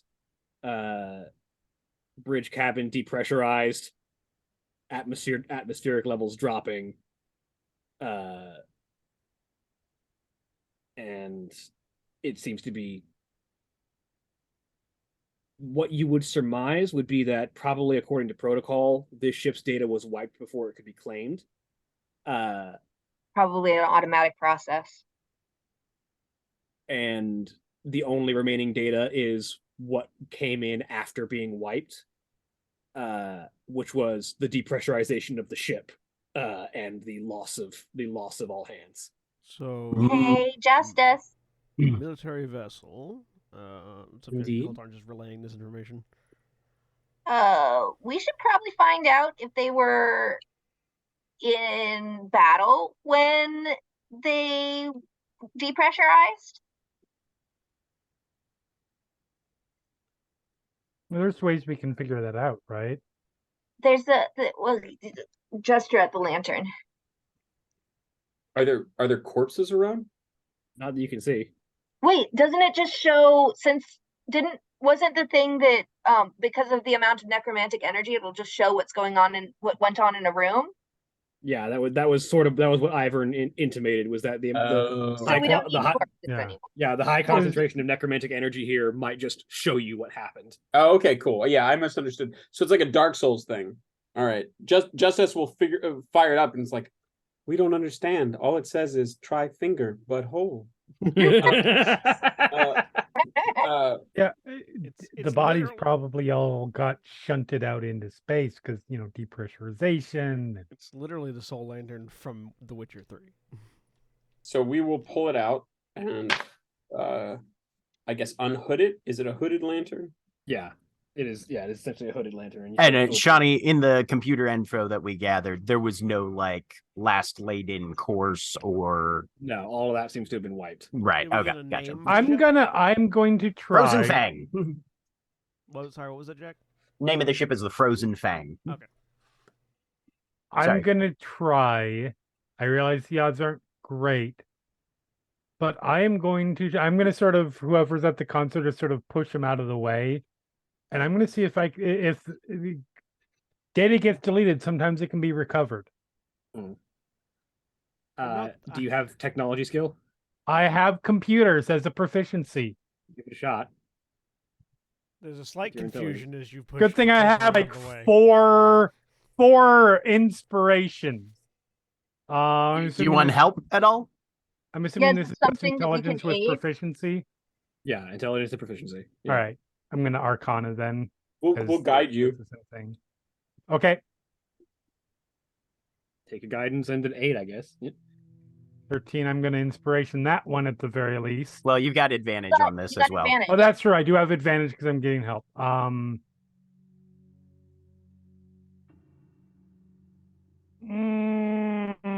Feel like this is gonna need to be better than that. I mean, you're already better than my thieves tools check, so. Do have guide. Yes, You have a D4. but I do want to try to get a better roll than an 11. Sure. Is just the key. And then inspiration. Yep. Well, there we you go. Oh, Attic. And That's let's our roll girl. the 1d4 anyways. Just to see if we break that 30. Yes, 31. we do. She's like, "Get out of the way, I got this," and just fucking whizzes through on the computer. It was going to be a DC 30 to recover anything off of this hard drive, so And she stops and looks at her and is like, "You guys do know I have like my master's in computer science, right?" There are like some bees on your shoulder being like, don't fuck it up, everybody's watching. I will slap you. So having beat the DC 30, you are able to recover a bit of the information that was not completely deleted and still remains on the hard drive. Okay. Before it's completely gone. Fortunately, it seems like this drive lost power before everything could be cleared. The information that you do find, it looks like it's probably was the last stuff to be cleared before the thing lost power. Right. The information that you find was heading, and like the basically the trip log of last port of call and current destination. This ship had left from Skoll, the home world of the shifters in the Republic of Kingdoms, and was headed for Allura, the homeworld of the elves. that cross paths with the trip to the gnomes? So the other ship had been headed from Natural Order space to Tintaris, which, if you look at the map, Skoll is in the same system as Bellona. So, or actually, it's not in the same system, but it's in the same region. So on the token, So we originally had something going like this, right? and the other ship was going something like this. Okay.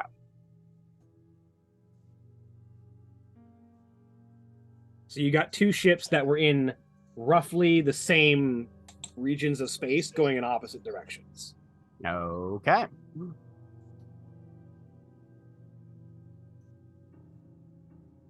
Getting anything on the lantern? Exactly. With the lantern, you open the lantern, and as you do, its sickly pale light sort of spreads out across the room, and ghostly images of the crew begin to reappear. And there is an amount of shouting going on as people are firing off reports about what had been going on it sounds like everyone at battle stations. You're hearing reports about gun status, you're hearing reports about shields, and you immediately catch the sort of all weapons are down, enemy ship incoming, and you see the figure that is sitting in the pilot's chair calls back, engines aren't responding, we are floating, we're sitting ducks here. The captain calls back, these are Necros pirates. They're not here to destroy the ship. They're here to kill all of us and take it for their own. Empty the data banks and prepare to crack the Stardust hold. And the as he says that, someone at the front end of the room calls out,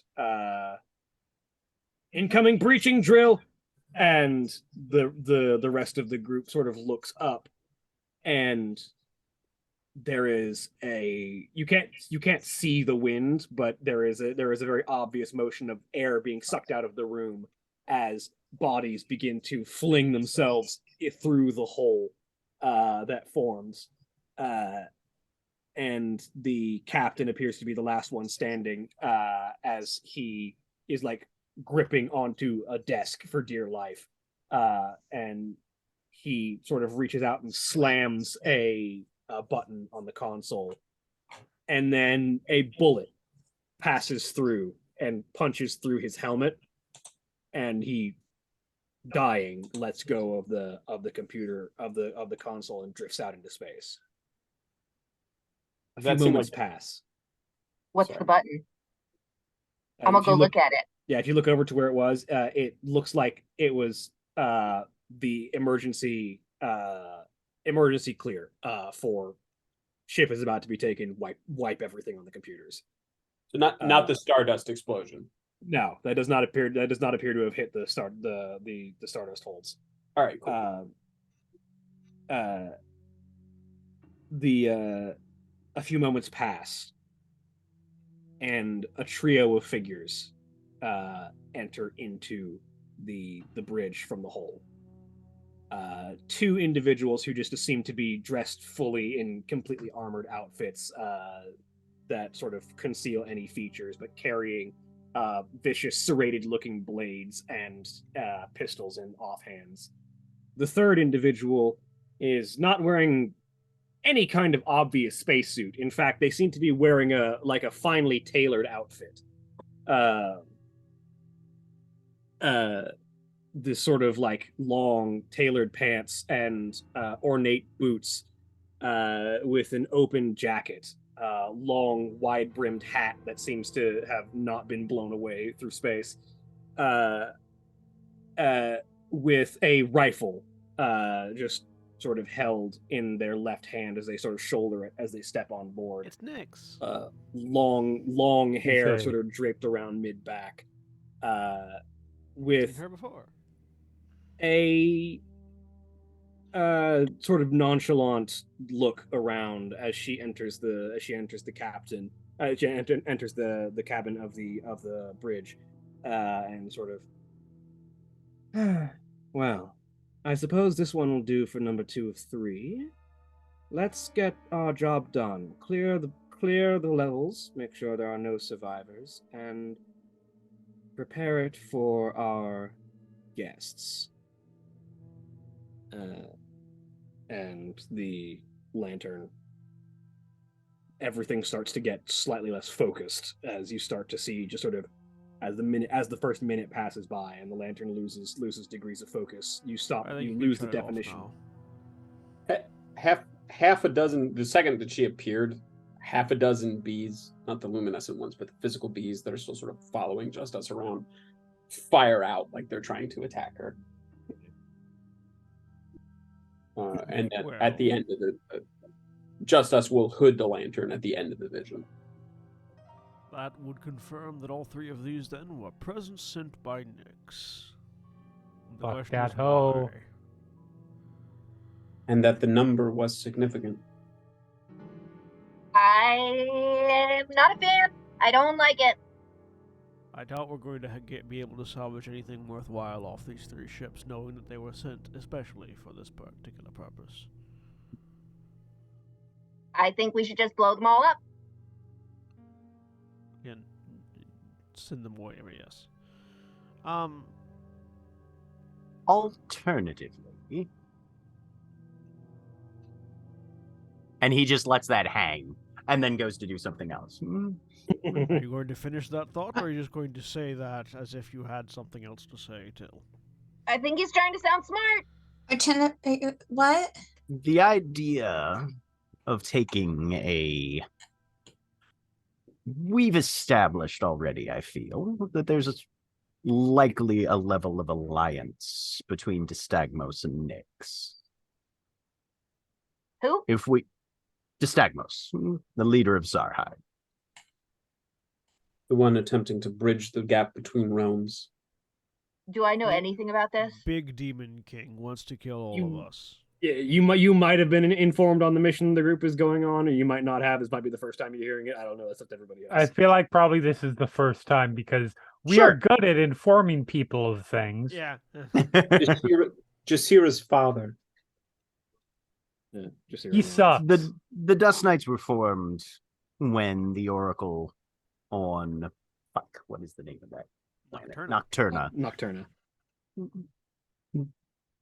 told us that we were effectively destined to stand in the gap and prevent the forces of Sarheim from invading this plane. Leader of the forces of Sarheim is a demonic individual known as Stagmos, who also happens to be Jasira's father. Waves at Jasira. And for lack of any better situation, would fit the categorization of our greatest and primary foe. Who may or may not know we exist. Oh, he definitely knows. We've talked to him, remember? I remember. Have we? I didn't. Yes, you did. You did speak to him at one point. Yeah, we were on Severinus, and there was like a mirror portal thingy. Plus, we had a collective vision and shit. But anyway. Oh yeah, he did. Right. Sounds like a very bad time. I see why you don't tell people this shit. We're trying to keep lower amounts of attention drawn to us, yes. But Nyx and Distagmos have a level of allyship extant, and I, for one, really enjoy the idea of it'll take some work and some time, but if we feel like it's an option, refitting a Scullion ship of the line and punching through a dimensional boundary with a wolf's fangs bared and headed for his fucking head. Do we... So this is personal. I don't know that we're going to be able to. We would have to remove what is doubtlessly going to be a necromantically powered bomb reactor that is also likely filled with Starks. I mean... And I don't... Sorry, go ahead. I don't know that we have the funds, the means, or the time. I mean, anybody can do that. Do it fairly quickly. Give me a good enough crew of workers, I could have this thing stripped and refitted inside of 2 months. We have a crew. We can get access to a crew and workers. That we That'll can. probably do it for us. It's only if you guys want it. So I'd like to revisit my attendance on this mission real quick. Sure. I was coming along for the fun of it, and I was perfectly willing to be unpaid, but if we're in this for a pissing contest, you gotta pay me. We are in this for the preservation of not just this universe, not just this realm, not just this plane, but all of them. Then blow up the ships. That's not going to necessarily affect things significantly one way or the other. And neither is using this ship to show up. I don't think... My concern is if we blow it up, that can cause serious bad things, potentially. I'm not going to help remove a necromantic core for free. No. Sorry. Go ahead. No. I interrupted you. Go ahead. All right, I'm just going to lay it out there. I had mentioned this to Tell as a possibility earlier, but I don't want to do this unless everybody's on board. Just so happens my dad is responsible for a bunch of for building ships. If anybody can remove this thing safely and dispose of it safely instead of just blowing it up or leaving it here out in space, where somebody else might find it, he probably can. That said, he's my dad, and That's so special about your dad? How many of his employees would be eaten by Starks in that process? I can't answer that. I can't say if he would risk that, if he would, like, he doesn't not think of his employees as people, but also he can do things like, all right, I'm going to summon you extra planar beings and you're all going to get eaten, but you're not necessarily going to die, and you're going to deal with the problem. It's going to hurt for you really bad and you're going to scream, but you're going to be okay. Like, but that's going to happen with anybody. That's not better. So, no, but it's the best of a bad option as far as I'm saying. Surprised to answer your question, my dad is responsible for the creation for Fairchild Industries. You may have seen their label before, shipping, other subsidiaries, etc. He's also that name with my criminal background. Oh, you've probably seen it all over the place. Like they're a fairly widely known combination. Taco Bell and Pizza Hut. Kind of. But it's the Stardust equivalent of having someone whose last name is Ford. Like, sort of, yeah. I was gonna put it more on. God damn it, the name is escaping me right now. Cheney's company that is like involved in all sorts of like legitimate practices. Halliburton? Yes, Halliburton. Right. It's kind of like Halliburton, where yes, they're involved in all sorts of standard consumer products and shipping and all of this stuff, but also they're fucking Halliburton. But do I recognize the criminal aspect of this? Just roll me a history check. I want to see just if you've run into the criminal aspect of it in the time that you've been around. Because I don't care about Ford, but I care about the mafia. She is gonna say he's also a crime lord. Yeah. Oh yeah, you definitely recognize the mafia aspect of it. What? That's dope. That's I mean, it is what it is. Like it's fine. But so that's why I think he's the best option.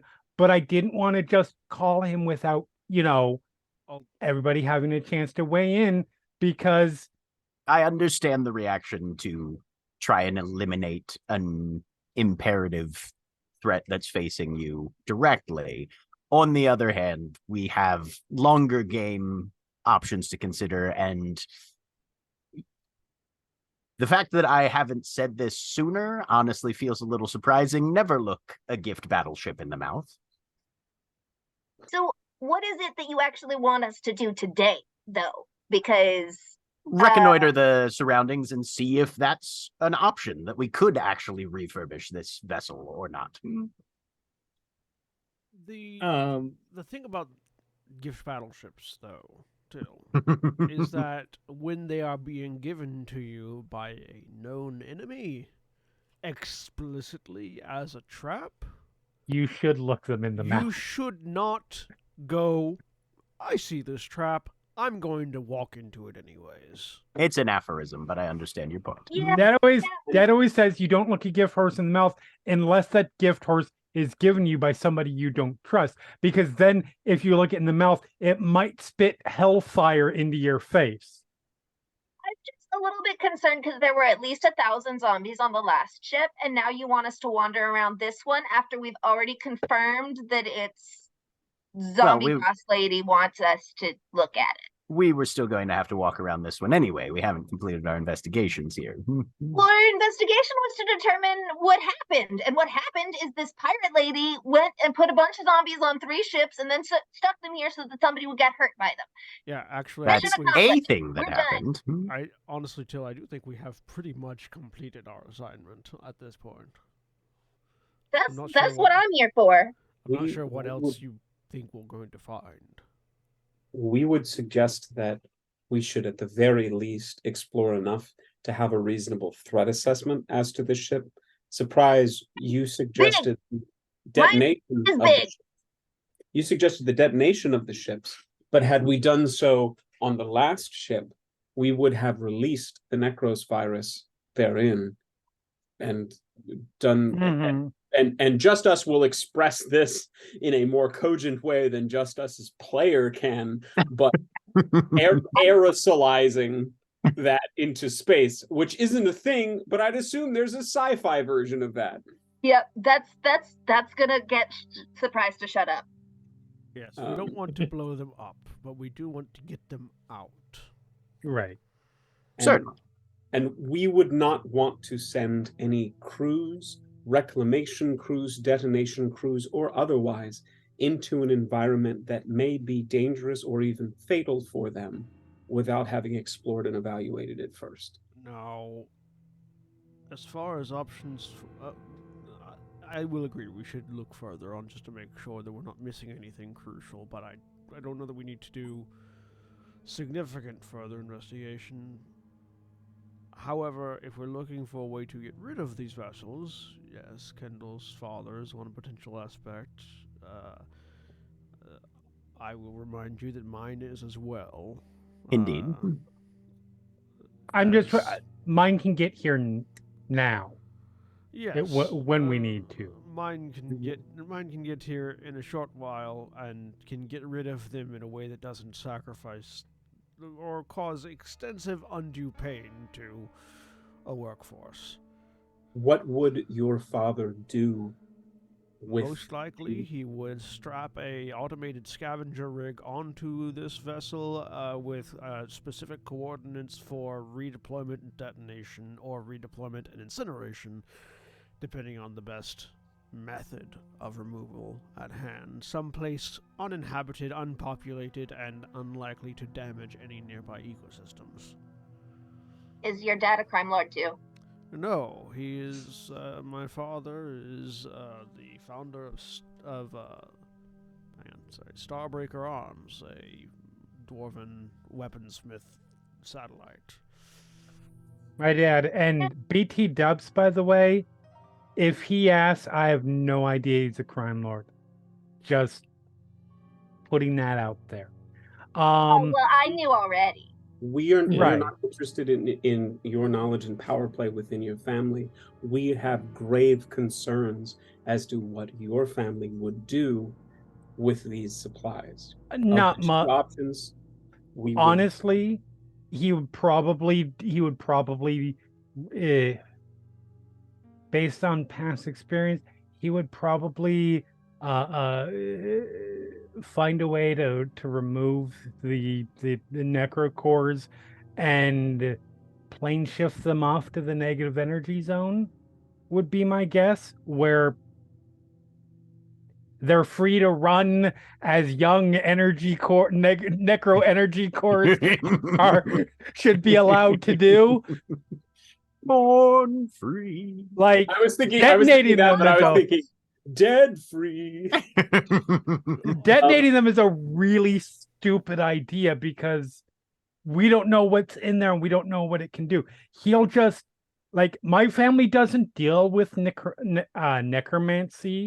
That's ew. It's really gross. It's gotta be unsanitary. But you What- can send it to a place where it's with other negative energy and it can have negative energy babies or something. I don't know. Also, I'm That how that works? also I to be don't know. clear, for Just Us, and surprise, my father and Kindle's father seem to know each other, and Yeah. didn't They're- try to kill each other when they met on Severnus. So I'm inclined to believe that Kindle's father wouldn't weaponize the necromantic core. No. Because if he would, I feel like my father would have attacked him. There's no good business in that. Like, You still don't Be know who dumb. the trap is for, Jasira says. that's also true. I have two separate concerns for Just Us that I'd like to make a roll to evaluate. Maybe it's the same roll. How much does Kendall believe what she's saying? And what do I know about Fairchild Enterprises? Does Just Us think that there is a chance that this stuff could be auctioned off to the to the highest bidder. You can roll me an insight check. Till, I would also like you to roll me an insight check for a separate thing, Okay. as the person who is most always paying attention to everyone around him. I would like to spend an inspiration on that. I don't think I had advantage, but I got a nat 20. Yeah, you can absolutely spend inspiration on that. Can I guide myself as well? Guidance is a thing that you do very obviously. I would say not if you're trying to be subtle about reading someone. I mean, they're not subtle. I don't think that gets me anything, even with a 9. But I don't think they're subtle. I think Just Us is just turning, and like they're the 4 eye like stars are glowing brighter, and there are bees just sort of like coming out in a halo around them. That probably doesn't make Kendall feel good. With a big question mark. Probably Out the airlock! There's no airlock. It's just a door. Out the door! Out the hole. That's a 12.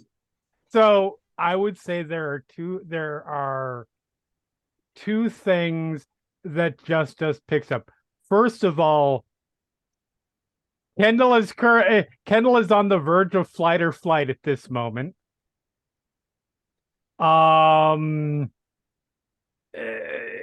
Based on how Justice is reacting. It's like Eye of Sauron, like scanning. But 100%. There's a brief flicker of eye to like door, view, view, like window, anything that they could potentially shove you out if needed to be. And second, no, there are things that she probably would not trust her dad around, but she absolutely believes what she's saying right now. And you don't know enough about Fairchild Industries to really judge other than what she knows. Till, with that natural 20, Jasira had a very strong but immediately subdued reaction to the Pirate Queen Nyx, and is now very determined to get more information. Okay. Do we know who Jasira's mom is? Nope. Sure don't. You do know I just that wanted she's to chime dead, in. supposedly. What's that? You do know that she's dead, Her mom is at least as far as you know. Okay. All right.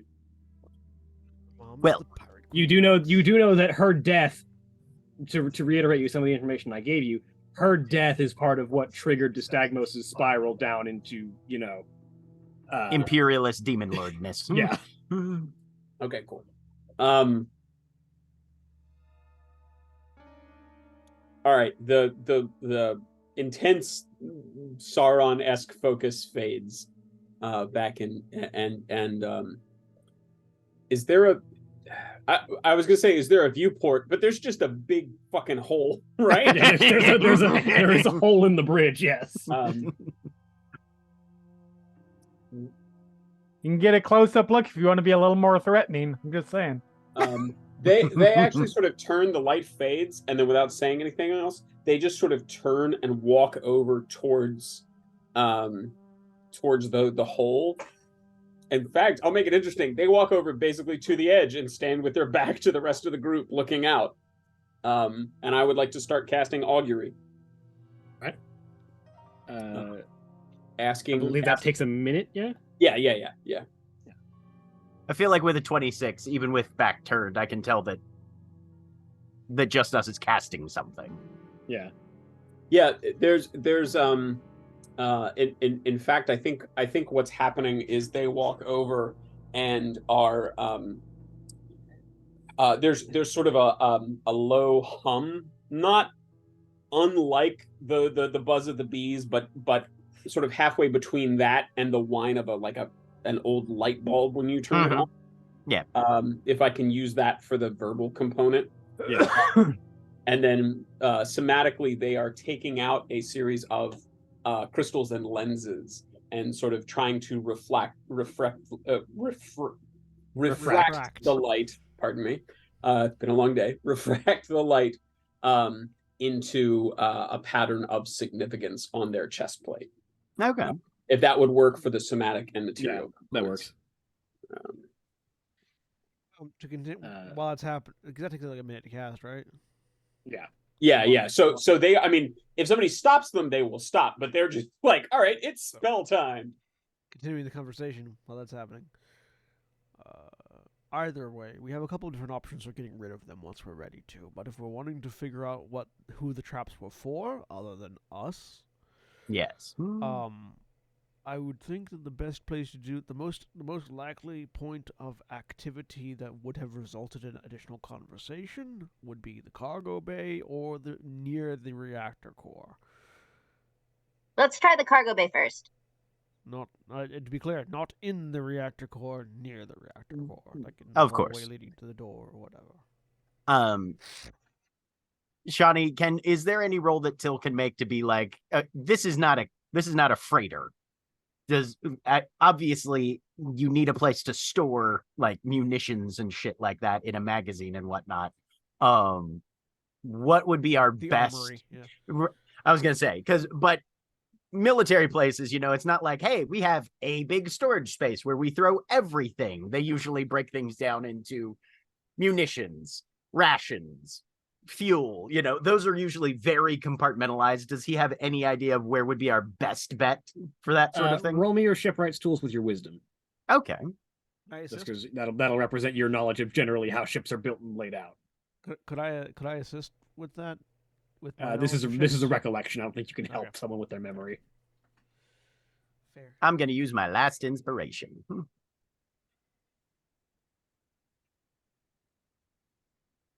26. Yeah, which is apparently my number. So, most likely storage places. They will have a storage for. This is a like small tier frigate, which means that it doesn't probably have like a massive hangar, but it probably does have a small fleet of attack fighters to help defend it. So the largest areas of storage are going to be armory for individual soldiers. There is going to be a vehicle bay for ground-based vehicles that'll be deployed for ground assaults. And there will be a hangar for the attack fighters that help defend the ship in space combat. Other than that, they probably anything that is significant storage that does not fit those three categories, there is probably a quartermaster's hold that probably stores like general rations and extra equipment and more logistical stuff. Yeah, more logistical stuff. Since we have a powered set of computer banks, he's going to see if he can pull up a layout and then tag those and indicate, let's try hangar bay first. Yeah. Oh, sorry. Were you pulling up schematics from the computer? Yeah, so you can because this bay because this computer is powered again, you can pull up what should be the schematic readout. It is probably out of date if any walls have changed or if anything has been modified, but it does read up what the ship should look like according to the computer. Hangar bays are generally one of the weaker points for entrance, so if anything happened, I would analyze that would be one of the more likely places that something went down. I will download that schematic to the Zervon and then take a look at it and see if there's what the quickest route to that is, preferably externally rather than going through the halls if possible. Not a bad idea. Roll me investigation. Advantage for having a map? Yep.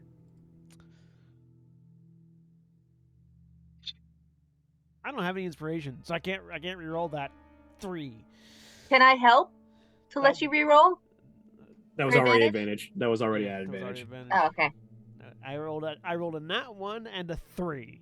I have a +9 to my investigation checks. So with a 12, I mean, there's literally a straight line to the exterior of the hangar, assuming that it's open. I mean, we have a Mac, we can open it.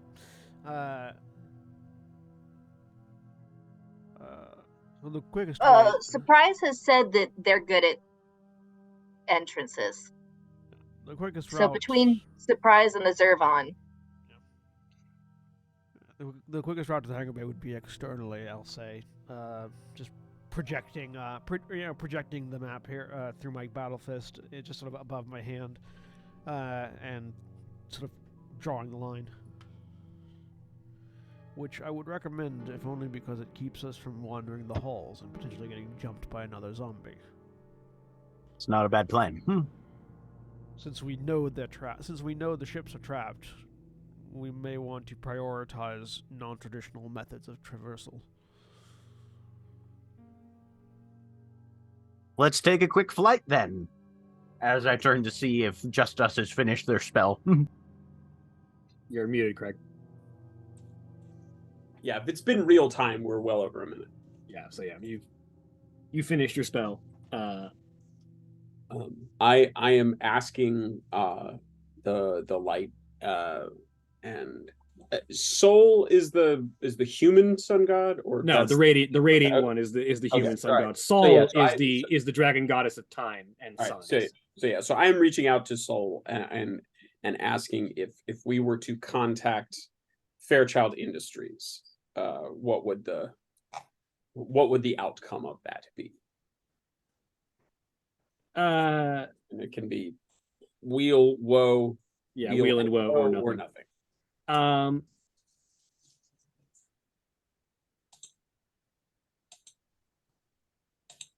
You get wheel. Okay.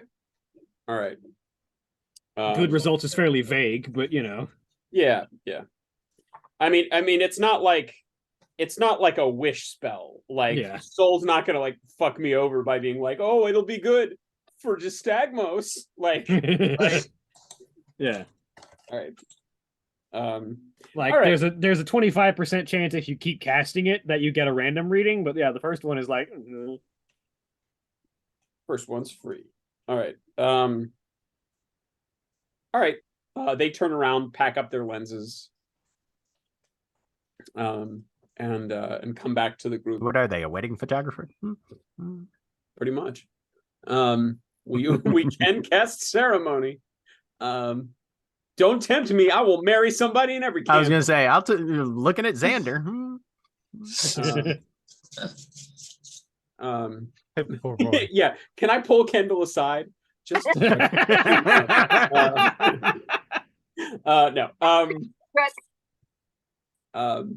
They return and say, we have consulted with Soul and we withdraw our objection to contacting Fairchild Industries.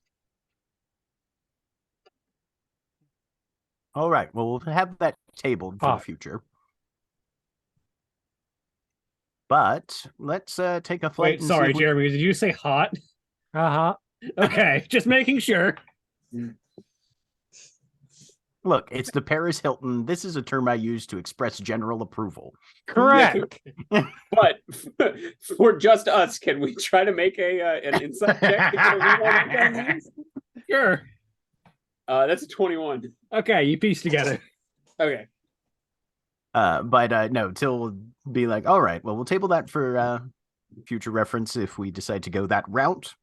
In the meantime, let's take a quick flight and definitely making direct eye contact with Jasira and see if we can't figure out some more information about exactly what the point of all this was. Anyone who would like to ride on the Zervan can, I say as I hop into it.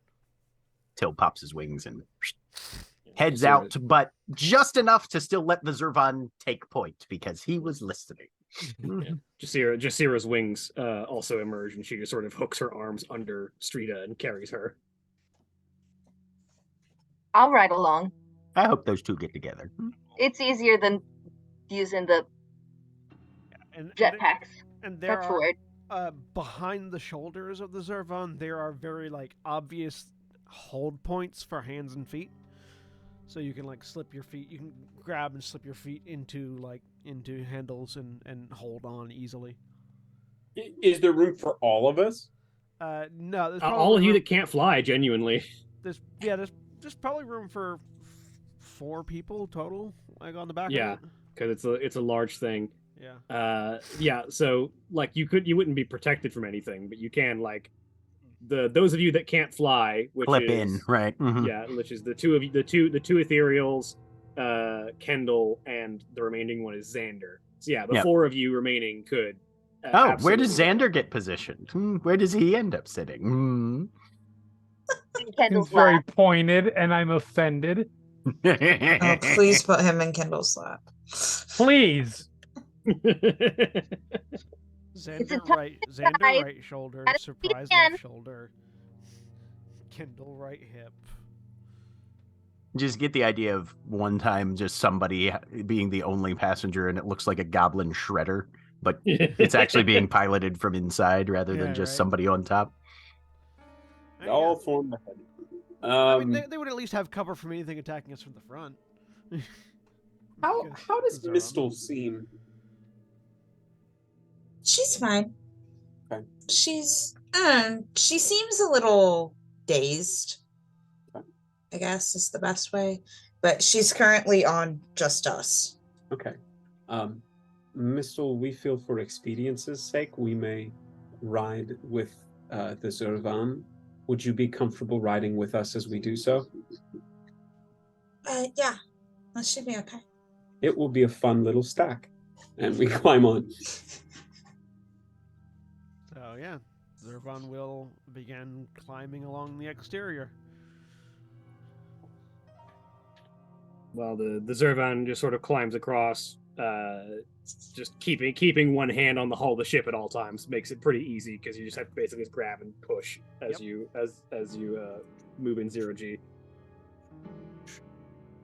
While the other groups that can fly. The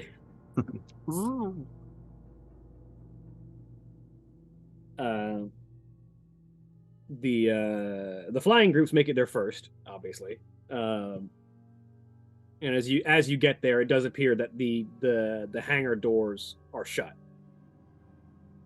So you've got a decently several feet thick wall of steel between you and getting inside. All right. Till's mostly just going to be trying to, ensure that the landing area is free from extant threats, because he's definitely going to be relying on Coltarn and Surprise to get us through this particular barricade. Question, Shani. Mhm. I've got an integrated blink button on me, which basically is that I can. I'll just put it there. It's a gadget that I've got that lets me teleport myself out to 15 feet to an unoccupied location of my choice that I can see. Obviously, I can't see through this door. Would that take the Zervan with me or no? It would not take the Zervan with you. All right, cool. That's my fast eject button then. Never mind. Yeah. Excellent. Trying to get out. Pink. Just appear in front of somebody, fist swinging. So yeah. So when we get to the closed door, just the external speaker on the Zervan. Surprise! Would you poke your head through and see if there are any hostiles on the other side? You got it. I'm gonna. Now I'll just actually physical head through. What's going on in the other side of that door? Is that a sorcerer thing or an ethereal thing? It's the specific subclass of sorcerer I took. Okay, cool. It's a voidborn sorcerer thing specifically. Nice. I just want to make sure it wasn't something I was like, oh dang. Although the ethereal jump is an ethereal thing. Yeah, but I didn't think we could pass through stuff, but I was like, maybe I've been misremembering what that does. I mean, when you leave your body, if the thing you're passing through isn't on the ethereal plane, you can. Yeah. Yeah. Okay, cool. But the physical version is the Voidborn Sorcerer. Yeah. Yeah, the Voidborn Sorcerer can disengage and then walk through solid matter. Awesome. Sorry to slow us down. I just wanted to ask. For a specific distance. But you sort of lean through the door and you find an largely empty hangar. You can see that there are like several racks for what would have been fighters to be held in dock. only one of them still has a ship in it. But the rest are all empty. Told Till what my next goal was. Can I step through and look for a manual release for the doors? Yeah, you can absolutely look for like an open for the hangar door. Yeah, I'm gonna do that. And that's when the det cord goes off. when you go all the way through, just over comms, I'll go. It looks like somebody diving into a pool. First Yeah. the head went in, and then just the whole body goes. Whoop.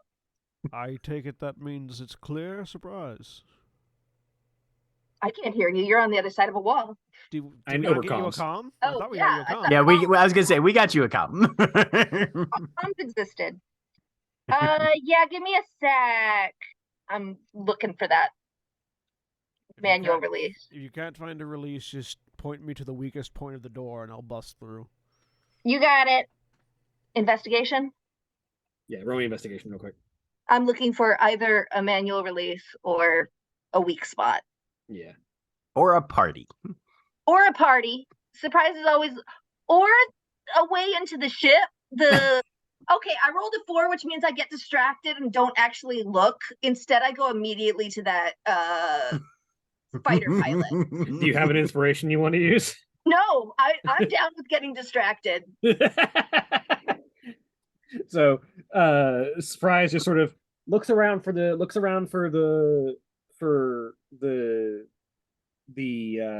any kind of ship, any kind of like door, and then you sort of, oh wait, there's a fighter over there.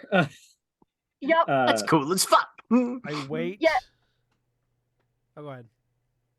No, go ahead. I wait 2 minutes, and then go, surprise.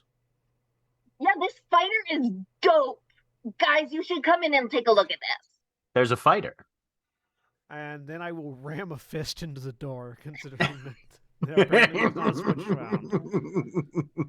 Very quietly to Mistle, just us goes, who is this Emmanuel release person?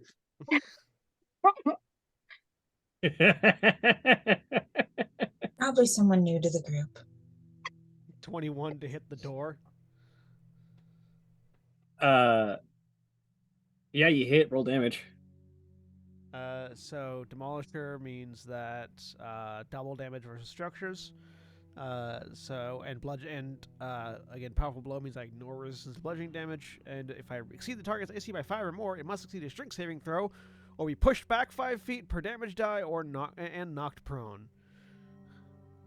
You can't knock a door prone, unfortunately. Sure, you can. That's when you knock it off its hinges. Yeah. I feel like this is not a hinge sort of hangar entrance Oh, it is door. now. I'm getting big like Springfield nuclear plant vibe around the command center. So, It's like an old 20 screen door. 20 bludgeoning, 14 lightning, and if the lightning does anything to the electronics to like trigger a release or something, that would be cool too. But otherwise, It I does will not continue seem to be bothered by the punching it. lightning damage. Also, this door is several feet thick. You do make a dent in it, but you're going to be punching here for a bit if you intend to punch a hole through this door. Can I get it weak enough that I can get it weak enough that the broadsword can opener it? Certainly try. Or actually, can I bend it enough that there's enough of a gap to get the hand underneath underneath it to try to force it open? Oh, I don't have any inspiration left. So to sort of give you a sense of scale, this frigate is, let me make sure I have my scale right here. Is a make sure, yeah.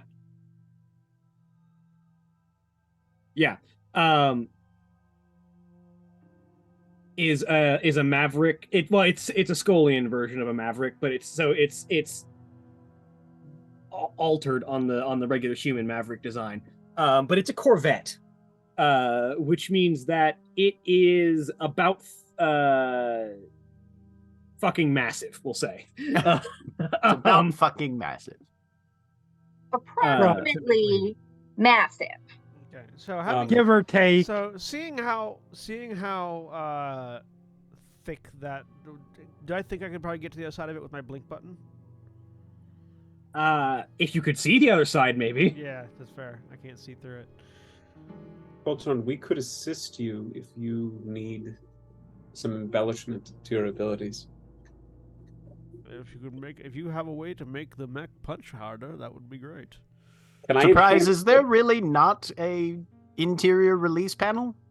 I'm gonna check I don't have an inspiration, so I assume I can't roll again. Oh, you can try again, having been reminded that you should be looking. Okay, then I'll roll again. If I couldn't roll again, I was going to look in the fighter pilot and see if there was one there. Like a garage door opener? Yeah. Or like Or a cannon. the fighter pilot, you know? Okay, investigation. Boop. Hey, natural 20. So having been reminded that you should be looking, you sort of look over. Oh, right. It's literally right there next to the door. Yeah. And halfway through a punch, I pull it because I don't alert you guys that I found it. I just pull it. So the Zervan is sort of just punching away at the door for a minute, sort of making small dents in it as it tries to punch through, and then there's a as the door begins to grind apart as the hanger starts to split. Either the punching worked better than I thought, or Surprise found the key. So I definitely spent some solid time there investigating this fighter ship. What's it looking like? So the ship is the fighter is a Fang, which is a Skolian variant on the human fighter ship, the Saber. Which means that it is a relatively fast moving fighter ship. Fairly it has that sort of split dagger shape that you've probably seen on some sci-fi things where it has like a very pointed shape, but there's a carve in the middle where the cockpit sits. Mm-hmm. Its designs, the everything that is of Skolian make is like a human ship, but with a more like animalistic variant to it. And so where the Saber is very much sort of this daggerish shape, the Fang has a like set of claw-like embellishments over that act as like a guard on the engines, and also serve to help funnel the exhaust. And the cockpit is similarly to the bridge of the ship itself, designed with like a wolf's visage. So I definitely tried to turn it on.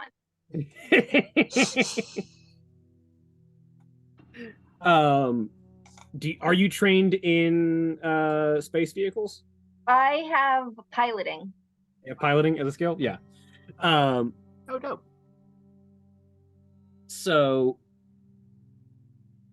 you're unfamiliar with this kind of ship, so go ahead and roll me a piloting check. All right.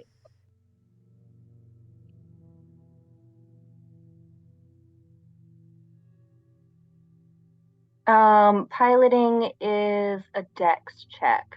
What am I? I'm going to add my proficiency to my dex. Yes.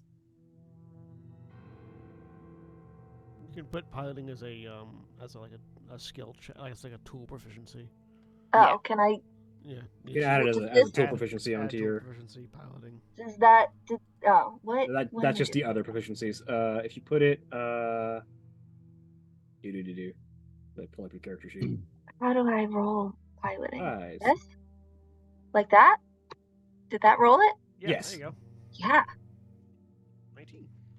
So with a 19, as the hangar door is opening, and you all can see the interior, you see as Surprise has just sort of phased through the cockpit and sat down into the pilot seat of the Fang. It's one that you're not familiar with, but generally most ships have a fairly standardized control scheme and design to try and help make them easier to work with. So it takes you just a little bit to figure out where the controls are. And as you're all looking, you see the lights flick on this Fang. As Surprise on the interior is able to find the power supply and turn it on. This is inside just cackling with delight. Well, looks like we found a working starfighter. So the thing that you do That's a get Scullion Fang. So the thing that you do get as you sort of look at the system readout, the engines are damaged. That's probably why it wasn't taken. This thing is not fit to fly at the moment. I'm going to open the door and ask Coltarn if he could fix it. Yes, I probably can. Awesome! Over the tea area, the right-hand top drawer has a bottle opener in it. Is Coltarn proficient in shipwrights tools or just Technology and mechanist tools, and mechanist tools are explicitly like the tools used to fix vehicles and ships and things like that. Okay, gotcha. It's the product. It's the gadgeteer's toolkit. Okay, gotcha. Mechanics tools can be used to repair most like regular scale vehicles, which does include fighters. Shipwrights tools can also be used for fighters and also bigger ships. Yeah, Right. Shipwright tools are for the bigger ships, which I don't have proficiency in, but I will. That's okay. I do. I am working towards that part. Hell yeah. Smaller things. Yeah, I would say the overlap of mechanics and shipwrights tools is fighters. Anything bigger than a fighter, you need shipwrights tools, and anything smaller than a fighter, you need mechanics tools. Does that include like medium and large size dust runners? Dust runners are also in the realm of mechanics tools because they're decidedly not ships. Yeah. Surprise! Do you know how to pilot Yeah, ships of such course. as? You continue to be aptly named. Yeah, I got this name for a reason. Well, that For will piloting be things? interesting. Is this thing small enough that we could launch it from the Golnage Valkyr, or would we need something bigger? The Golnage Valkyr has exactly room for one fighter in it. Yes. Okay, gotcha. That would actually two. It's a personal. Usually, it has room for one fighter. okay. That would pretty much complete the contingent. We can use the Zervon to carry it back once we're ready to leave. Surprise! Did you get it for learning to pilot things? I already know how to pilot. What? No, he was asking, did you get the name Surprise for learning to pilot things? You said that I had this name for a reason, and I think probably with the most emotion that Just Us has expressed, i.e., suspicion, they said, "Did you get it for learning to pilot things?" No, I just know how to pilot things. Why are Excellent. you called Surprise? Because I'm surprising. Duh. Was there a specific surprise that gave you the name? What? Ask me this many questions. I feel like He does there's this a better lot. I feel like there's a better time than in the middle of a haunted ship that we are investigating to ask this question. That's Well, not necessarily incorrect. I could be flying this, and you're sitting here asking me why I got the name Surprise. Yeah, what is Throughout with our all the really weird random questions as of late? Anyways. They've not all been random. Yeah, they Throughout- have. Throughout our many lifetimes, we have learned that the best cure for ignorance is asking questions and admitting one's own ignorance. What random questions are you talking about, Kendall? I don't want to talk about it. It's not important right now. The important part is that we just get to this. Let's run the lantern around and see what we can do. I'm going to take a look at this thing's engines to see if there's anything we can do to limp it back to the Valkyr. Can Till run a diagnostic on this fighter and see if he can jury rig some engine functionality into it, at least temporarily? You have Alpatchet, right? Oh yeah. You give me the text on that one again? Yep. Is that a feat? It's part of his background. Part of my background. Oh, cool. Okay. Shipwright.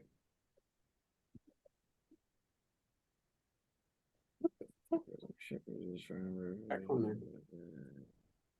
There you go.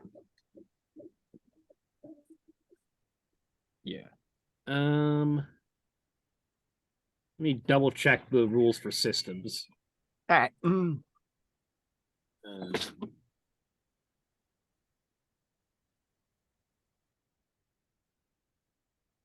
Oh, that's the icon I probably needed. There it is. I didn't need to copy paste.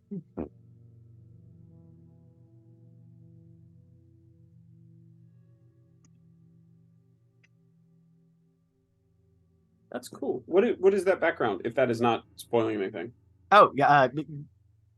It's a Stardustified version of the standard 5e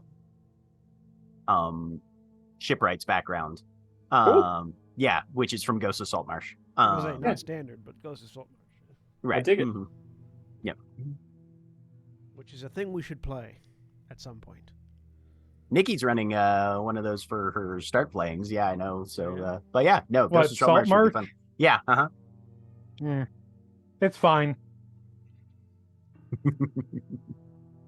Look, I want to run Wild Beyond the Witchlight for some of you fucks. Oh no, there are hey, absolutely. let's Listen, do it. you know me. I adore most of the 5e Modules. adventure paths. Mm-hmm. Saltmarsh to me is just fine. Yeah. Mm-hmm. So, well, Nothing. I mean, point of Plenty order, acceptable, but it's also not 5e. It's a bunch of old modules updated in the rules. That is also fair, and I think that part of my problem with it is they didn't do a lot of work on the narrative of it, that's fair. and that it just feels like an old school adventure, and that's not necessarily a compliment.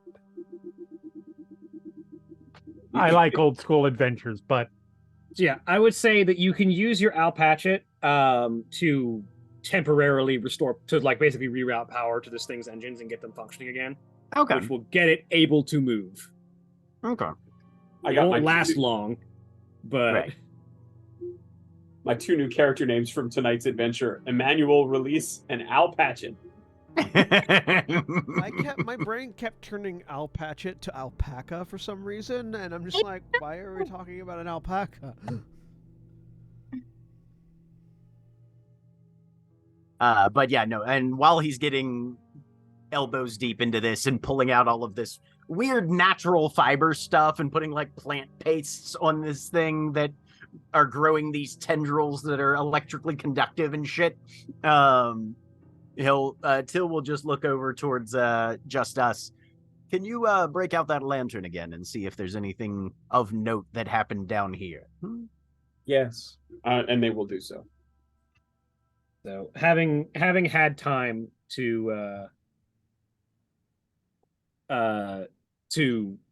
reassert itself, the lantern shines its light across the across the area of this hangar, and you see a number of crew of this ship's crew sort of holding out a last stand, as you see a group of Skolian, presumably pilots and soldiers, sort of hunkered down over bits of cargo that they had like thrown down to form makeshift barricades, and just opening fire down the hall that would normally lead into the hangar. And as they continue to fire, you just watch a single bullet fire out from the hall that trails energy behind it as it punches through one person in the defending force, and then redirects and turns around and fires into the next person, and then fires into the next person, as this bullet seems to redirect itself through the entire crew before halting and falling to the ground. And stepping out of the hall is once again the Pirate Queen Nyx as she emerges into the hangar with the 2 more of her crew behind her. Fuck, she's got a Yandu gun. Yeah. As she just very, very pointedly and showman like sort of steps in, racks the bolt on her rifle, ejects the spent cartridge, and puts it and racks it back.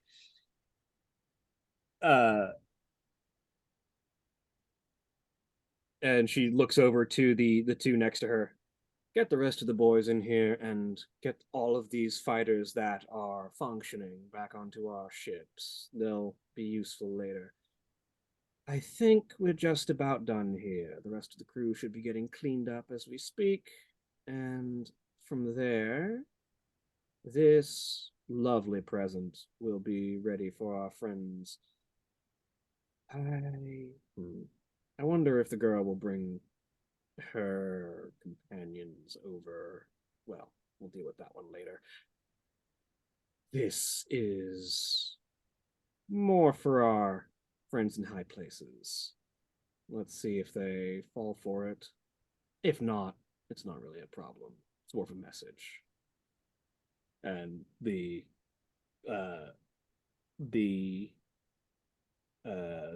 lantern begins to lose definition as the minute passes. I rolled an insight. Fortunately, she really enjoys talking about her plans to no one. Not to no one, literally to the crew that she was walking with. Right, no one. They're unnamed NPCs. They count as no one. What was the insight check for? Just Us is a little bit more in control of themselves, and would like to keep an eye on everybody else to see if anyone else has a reaction to it this time. Jasira's eyes are locked on the Pirate Queen. She seems to be very focused on and sort of like reading every aspect of her. I would like to make an insight check on whether or not she was talking about who she was talking about, if possible. Sure, go ahead.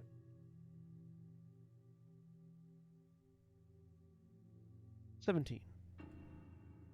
By friends in high places, she's probably not referring to you guys. Yeah. We're still fairly lower places at this point. I'm sorry, what?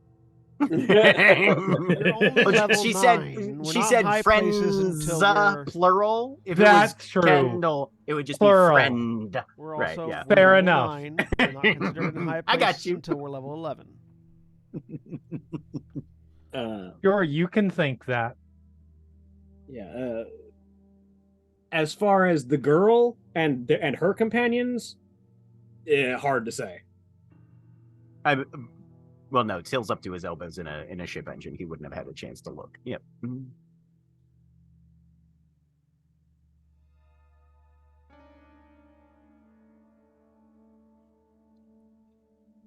All right. About how long does it take for the repairs on the Fang? Probably a solid like 5-10 minutes to try and get the engines rerouted to functioning order. Okay. Yep. So Till will be busy working for a bit. All right. Well, that leaves, and I'm just going to go ahead and start mapping our route to the reactor area. And again, like this time I'm trying to get to the closest hallway to the door, not inside it, and again, quickest and least internally as possible.